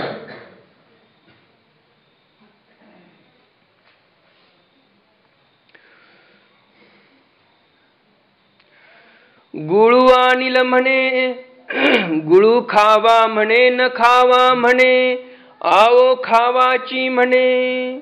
गुळ तर नक्कीच खायला पाहिजे असं त्यांचं बोलण्याचा एक भावार्थ होता, की असे ते स्वतःलाच बोलत होते आणि गुळ खायचाच असं त्यांनी ठरवलं. तैसेची पट्टी शाळेवरी गोसावी बीजे केले. पट्टी शाळेवर गोसावी बीजे केले म्हणजे तिथं पट्टी शाळेवर गेले. ओट्यावरी आसन झाले. तिथं जो ओटा होता त्या ओट्यावर आसनस्थ झाले श्रीप्रभू. आणि श्री दोंदाकडे अवलोकू लागले आणि पोटाकडे पाहत होते. श्रीकरीच्या आंगुळ्या करोनी रेघा काढिती. श्रीकराच्या आंगुळीने रेघा काढायचे पोटावर. ऐसे अनुकारू करू लागले. असा अनुकार श्रीप्रभू बाबा करत होते. तव माहिम भट्ट दक्षिणी लेणी दारवठेनी आले. दक्षिण दारवठाने माहिम भट्ट यांनी रुद्धपूर नगरीमध्ये प्रवेश केला. दारवठया अंतू रीगता मागू दारवठया अंतू रीगता मांगू भेटला. दारवठ्याच्या आत रिगताना एक मांग भेटला त्यांना. तया ते माहिम भट्टी पुसिले. माहिम भट्ट विचारतात, श्रीप्रभू कवनी ठाई राज्य करीत असे ती. श्रीप्रभू महाराज कोणत्या ठिकाणी राज्य करत आहेत? मातंगे म्हणितले. मातंग म्हणतो तो, हे नव्हे आताची येथ खेळत होते. आताच इथं खेळत होते श्रीप्रभू महाराज. ऐसेची तिकोपाध्याच्या आवारासी बीजे केले. असेच ते आता तिकोपाध्याच्या आवाराकडे गेले. तो गावा बाहेरी निघाला. तो निघालाच पुढं. माहिम भट्ट गावांतू गेले. माहिम भट्ट गावात गेले. तो पाठीमोरा झाला. तो तिकडे जायला लागला. आणि माहिम भट्ट हे इकडं रुद्धपूरमध्ये निघायला लागले. आणि माहिम भट्टी साष्टांग दंडवत घातले. एवढा श्रेष्ठ ब्राह्मण माहिम भट्ट म्हणजे षडशास्त्र संपन्न ब्राह्मण. त्यांच्याशी चर्चा करू शकणारा असा कोणताही विद्वान महाराष्ट्रात नव्हता. असा विद्वान ब्राह्मण यांनी काय कोणाला दंड घातले? त्या मातंगालाही दंडवत घातले. अशी एक समानतेची भावना स्वामींच्या सन्निधानामध्ये ही या भक्तजनांना प्राप्त झालेली होती की सर्व जीव हे समान. म्हणून माहिम भट्टांनी साष्टांग दंडवत त्या मातंगाला घातले. मग तिकोपाध्याच्या आवारासी आले. तिकोपाध्याच्या आवाराला आले. श्रीप्रभू गोसावियांसी दर्शन झाले. श्रीप्रभू गोसावी यांचं माहिम भट्टांना दर्शन झालं. गुळाची पाटी दर्शना केली. ते गुळ भरून जो दुर्डी भरून जो गुळ आणला होता तो दर्शनाला केला.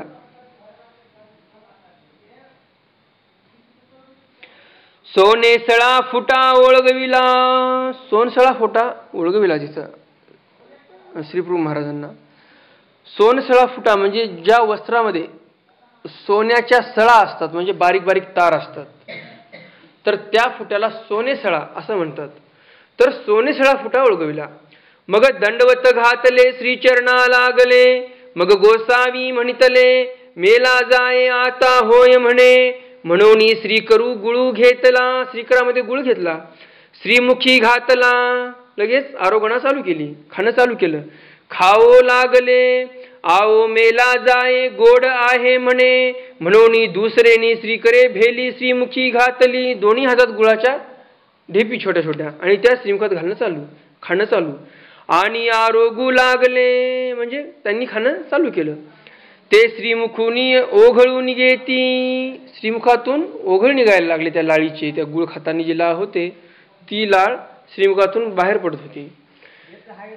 ते खाड माखे. त्यांची जी दाढी होती, खाड म्हणजे दाढी, ती दाढही त्या लाळीमुळे माखल्या गेली. दोंदावरी गळे. पोटावरही ती लाळ गळायला लागली टपटप. ऐसा गुळू आरोगीला. असा श्री गोविंदप्रभू महाराजांनी गुळ आरोगीला म्हणजे खाल्ला. माहिम भट्टासी प्रसादू दिधला. माहिम भट्टालाही त्या गुळाचा प्रसाद दिला. तवा आबाईसे जेविते होती. आबाईसा जेवण करत होती. ती लवकरी आंचवली. लवकर आबाईसांनी हात उचले. बाहेरी आली. लवकर बाहेर आली की कोण आले हे बघण्यासाठी आली बाहेर. जी जी पुरे की जो पोटू दुखेल. आता बस करा गुळ खाणं. आता तुमचं जास्त गुळ खाल्लं तर पोट दुखेल म्हणून आबाईसा म्हणते की आता बस करा. म्हणून या बाईसी दुर्डी भीतरी नेली. आबाईसांनी ती जी दुर्डी होती आणलेली ते पूर्ण दुर्डी गुळाची घरात नेऊन ठेवली, आतमध्ये नेऊन ठेवली. मग उदक आणले पाणी आणलं, गोसावियांसी गुळळा करू घातला. गुळळा करण्यासाठी सांगितलं श्रीगुरूंना. श्रीदोंद प्रमार्जिती, श्रीदोंदही पुसून काढलं, म्हणजे पोटावर जी लाळाची टपकली होती ते पूर्ण पुसून काढली. मग आबाईसी पुसले, आबाईसा विचारते, भट्टो कवनी ठाऊनी येत असा, कुठून आलात तुम्ही, अशी विचारणा करते आबाईसा. माहीम भट्टी म्हणितले, माहीम भट्ट म्हणतात, मी सराळाहुनी आला, सराळ्याहून आलो मी. मग आबाईसी म्हणितले, आबाईसा म्हणते, आमचे गोसावी कवनी ठाई राज्य करीत असती. आमचे गोसावी सर्वज्ञ श्री चक्रधर स्वामी कोण्या ठाई कोण्या ठिकाणी राज्य करीत आहेत. मग आबाईसी पाय धुतले, भीतरी ठाव केला. माहीमभट्टांचे पाय धुतले आणि भीतरी ठाव केला, म्हणजे जेवण्यासाठी ताट वगैरे मांडून ठिकाण बसण्यासाठी आसन वगैरे टाकून ठेवलं. भटो या भीतरी ठाव केला असे, म्हणजे भीतरी आतमध्ये ठाव केला असे, म्हणजे ताट वगैरे मांडून ठेवलेलं आहे जेवणासाठी तुमच्यासाठी. मग माहीमभट्ट जेविले आंचवले, माहीमभट्टांचं जेवण झालं आणि आंचवले हात धुतले. मग माहीमभट्टी आबाईसासी दंडवत घातले, दंडवत घातले माहीमभट्टांनी आबाईसा पुढं. मज चुलीची राख पुंजा सांडू द्यावा, चुलीची जी राख आहे ती मला काढू द्यावी असं माहीमभट्ट म्हणतात आबाईसाला. मग माहीमभट्ट गोसावियांचे सेवादास्य करू लागले, माहीमभट्ट गोसावियांची अशा प्रकारे सेवादास्य करू लागले. वांकिये वेसी क्रीडा, वाकीकडे जाणारा रस्ता, तिथं जे वेस बांधली होती त्या वेसेला वाकी वेस असं म्हणायचे आणि तिथं श्रीप्रभू महाराजांनी क्रीडा केली. उदयाची गोसावी उठती, सकाळी लवकरच उठायचे. दुडुदुडू करी धाव घेती, दुडुदुडू धाव घेत ते असे वेसीपाशी जायचे, त्या वाकी वेसीपाशी जायचे. वांकिये वेसी पासी उभे राहती, त्या वेशीपाशी जाऊन उभं राहायचे. तव ते घातली असे, घातली असे म्हणजे सकाळीच उठल्या कोणी वेश मोकळी करत नसते, तर ते वेस बंद केलेली होती, दरवाजे पूर्ण लावलेले होते त्या वेसीचे. तव ते घातली असे म्हणजे वेसीचे दरवाजे पूर्णपणे बंद केलेले होते. श्रीकरे भुआगळ उघडीती, श्रीकरानं भुआगळ म्हणजे जे मोठं लाकूड असते असं आडवं लावलेलं त्याला भुआगळ म्हणतात. दरवाजाच्या मागं जुने वाडे जरी आपले साधे वाडे जरी असले तर त्या वाड्यामध्ये भुआगळ असते. दरवाजा लावला मेन वाड्याचा की मध्ये भुआगळ असते त्या भीतीमध्ये लावलेली, तर ते भुआगळ श्रीप्रभू महाराजांनी काढली. भुआगळ उघडीती, भुआगळ उघडली. वेसी लोटीती, ती जी वेस होती म्हणजे ते जे दरवाजा होता ते लोटीती म्हणजे उघडण्याचा प्रयत्न करायचे. तव चाक करकरा वाजे, ते दरवाजा उघडण्यासाठी सोपा जावा म्हणून खालून चाक लावलेले असायचे. वेसीचे जे मोठ्या वेसी असायचे त्या वेसीचे दरवाजाची पाटी एवढी जाड असायची, वजनदार दरवाजे असायचे. मग ते काढताना उघडताना लावताना सोपं जावं म्हणून त्याच्या बुडाला चाक लावलेले असायचे. ते चाक करकरा वाजे, ते ओढताना चाकामधून आवाज यायचा करकर असा. आणि वेसी मागे जाती, आणि लगेच त्याच्या मागे जायचे. आओ मेला जाय भोबाते म्हणे, दरवाजा हे वरडायला असं श्रीप्रभू महाराज म्हणायला लागले की हे दरवाजा वरडायला लागला आता, म्हणून लगेच दूर थोडंसं बाजूला जायचे आणि त्या वेसीच्या मागे जायचे इकडं. कारण की वेस म्हणजे अशा मोठ्या रुंदी भिंत असायच्या ना जुन्या काळात, तर दरवाजापासून दूर जाऊन असं इकडं बाजूला पाहिजे, पुन्हा मागे जायचे.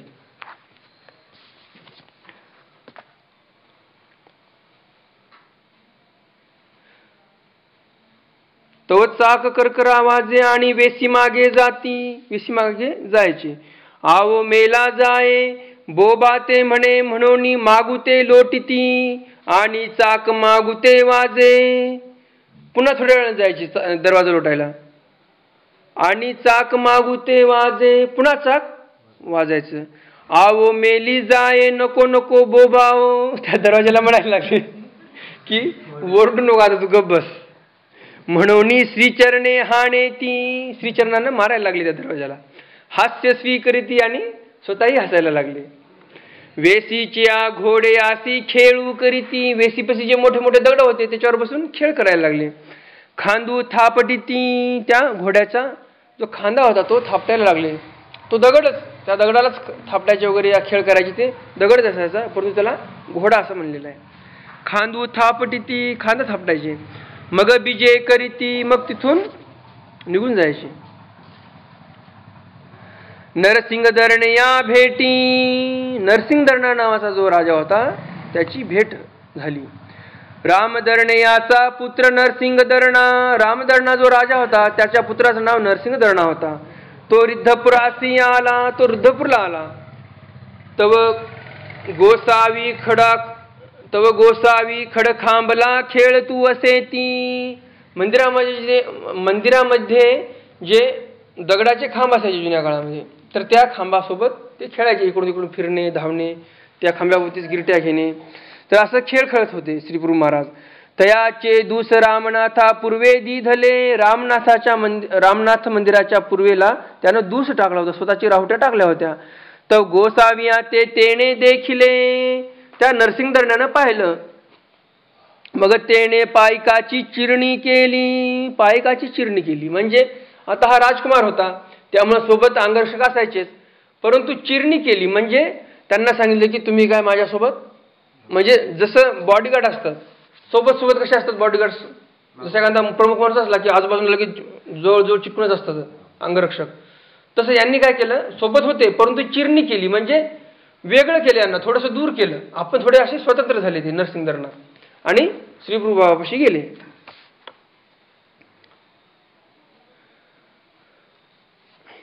मग तेने पायकाची चिरणी चिरिली म्हणजे थोडेसे दूर झाले, पायकाला सांगितले थोडं दूर उभं राहा माझ्या, मी थोडंसं पुढं जाईल. वेले लावणी रामनाथा ईशान्य भेटी झाली, वेले लावणी. आता हे म्हणजे राजकुमार होते म्हणून इतरत्र जे लोक आहेत त्रास देऊ नये म्हणून चिरणी म्हणजे पहिलेच तर दूर झाले होते, परंतु मग यांनी काय केलं की वेली केली, म्हणजे वेल कसा असतो असा एकाला जोडलेला लांब असतो, त्याप्रमाणे सर्व लोकांनी असे हात धरले आणि त्या राजकुमाराच्या भोवती अशी एक गोल अशी अर्धचंद्राकृती अशी वेल तयार केली, म्हणजे पुढच्या लोकांना असे दूर लोटायचे आणि जवळ कोणाला जाऊ देत नव्हते त्या राजकुमाराची. अशी व्यवस्था त्यांनी करून मग राजकुमाराला तिथं घेऊन गेले.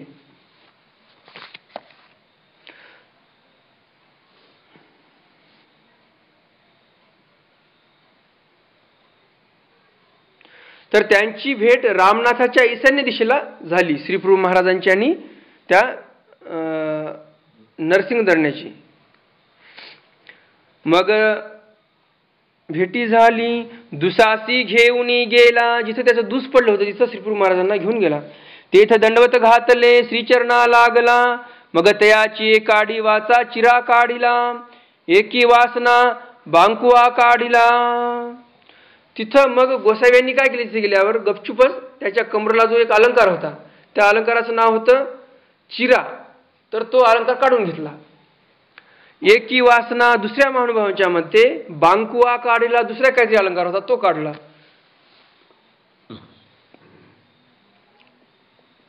आणि तयाकडे अनुकारू दाखविला, आणि मग राजाकडे अनुकार दाखवला. आता राजाला माहिती होतं की कोणते अलंकार कुठे घातलेले आहेत, मग श्रीप्रभू महाराजांचा अनुकार दाखवला असा असा, म्हणजे कमरेचा काढला असेल तर मग कमरेकडे अनुकार दाखवला. मग त्यानं कमरेकडे पाहिलं तर लक्षात आलं की आपला अलंकार नाही, मग तो पाहायला लागला इकडे तिकडं.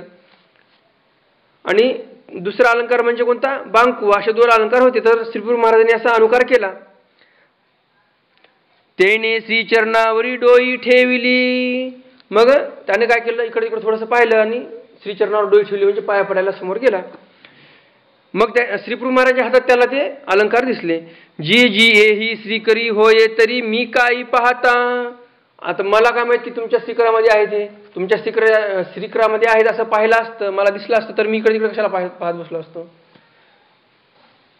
मर्दना मादने झाले, बरवी पूजा केली, पाटाऊ त्रिवडी ओळगविली. पाटाऊ म्हणजे रेशमी त्रिवडी, ज्या कपड्याला असे 3 वस्त्राचे तुकडे शिवून एक हे तयार केलेले असते, वस्त्र तयार केलेले असते, त्याला त्रिवडी म्हणतात. एकी वासना नाही मग आरोगणा झाली. एकी वासना म्हणजे एका महानुभावांच्या मताने की तिथं कोणतंही वस्त्र त्यांनी अर्पण केलं नाही, आणि एक महानुभाव म्हणतात की तिथं वस्त्र अर्पण केलं. मग आरोगणा झाली. मग श्रीप्रभू महाराजांनी तिथं आरोगणा झाली. गुळला झाला, गुळला विडा झाला. मग बीजे केले. तिथून श्रीप्रभू महाराज निघून गेले. कोळविहिरीचा कांटा मोडणे. एकुदी गोसावियासी ताट झाले. आरोगण्यासाठी ताट झालं.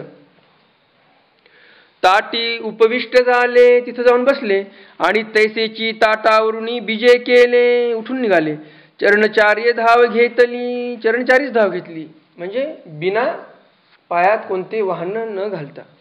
मागिला कडून भक्तजनी धाव घेतली. भक्तजनी मागे धावायला लागली की अचानक श्रीप्रभू महाराज जेवायला बसता बसता कुठे धावायला लागले. कोळविहिरीच्या वेसीदारा समीप बाबुळ होती. कोळविहिरीच्या वेसीद्वारा समीप एक बाबुळ होती. तेथ गोसावी बीजे केले. तिथं गोसावी गेले. आता कोळविहीर म्हणल्यानंतर तुम्हाला वाटत असेल की कोणती तरी विहीर होती, परंतु कोळविहीर नावाचं एक गाव आहे तिथं. तर त्या कोळविहिरीला एक मोठी वेस होती आणि त्या वेशीजवळच एक बाबळीचं झाड होतं. तर तिथं श्रीप्रभू महाराज गेले बाबळीच्या झाडापाशी. तेथ गोसावी बीजे केले. तिचा कांटा श्रीकरे मोडला. त्या बाबळीचा कांटा एक होता तो श्रीकराने मोडून टाकला. मग म्हणितले मेला जाये हा तो नव्हे म्हणे, की हा तो नव्हे म्हणजे ती देवताजी तिथं जडत्वाचं संपादकत्व करणार होती जीवाचं, ते श्रीप्रभू महाराज म्हणले की हा तो नव्हे म्हणजे हा आमचा जीव आहे, याला दुःखामध्ये टाकू नका असं त्यांनी सांगितलं. या लीळेमागचा हा हेत आहे की एवढं धावत धावत येण्याची काय गरज होती. आता जर डांबरी रस्त्याने जर यायचं म्हणलं तर 5 ते 6 किलोमीटर अंतर आहे कोळविहिरीचं आणि रिद्धपूरचं. मधल्या मार्गाने जरी कोणता असेल तर कमीत कमी 2 ते 3 किलोमीटरला काही मरण नाही. तर असं 2-3 किलोमीटर धावत का बरं गेले श्रीप्रभू. तर या मागं हा हेत होता की तिथं देवता कोणातरी जीवाला जडत्वाच्या ठिकाणी निक्षेप करत होती आणि त्या जीवाची कण होती म्हणून श्रीप्रभू महाराज धावत गेले आणि जिथं निक्षेप होणार होता तो परमाणूच तोडून टाकला. परमाणू नष्ट झाला म्हणजे त्या जीवाचं जडत्वही नसलं. म्हणून श्रीप्रभू महाराज म्हणतात हा तो नव्हे म्हणजे हा तो का परमाणू नाही का बरं. ज्या परमाणूच्या ठिकाणी हा जीव संपादकत्व होणार होतं जीवाचं, हा तो नाही का बरं. आवो होयची म्हणे म्हणजे हाच तो काटा आहे की जिथं ती देवता संपादकत्व करणार होती जडत्वाच्या नरकाचं. म्हणून तो काटा श्रीप्रभू महाराजांनी मोडून टाकला, त्या परमाणूचा छेद करून टाकला. म्हणोनी मोडोनी टाकिला आणि परतले. काटा मोडून टाकला आणि वापस निघाले रुद्धपूरकड. मग गोसावी बीजे केले. तिथून श्रीप्रभू महाराज निघून गेले. मग येऊन आरोगणा केली. तिथं येऊन जेवायला बसले रुद्धपूरला येऊन. अपान वायो निर्गमनी कटी गाळी देणे. गोसावी पुरविलेनी दारवठेनी बीजे केले. परशुरामा समीप ईशान्य अपान वायो सरला आणि गोसावी म्हणितले मरतू मरतू फेंडी बोबा तुसी का. म्हणून फेंडेवरी हाणीतले आणि हास्य केले.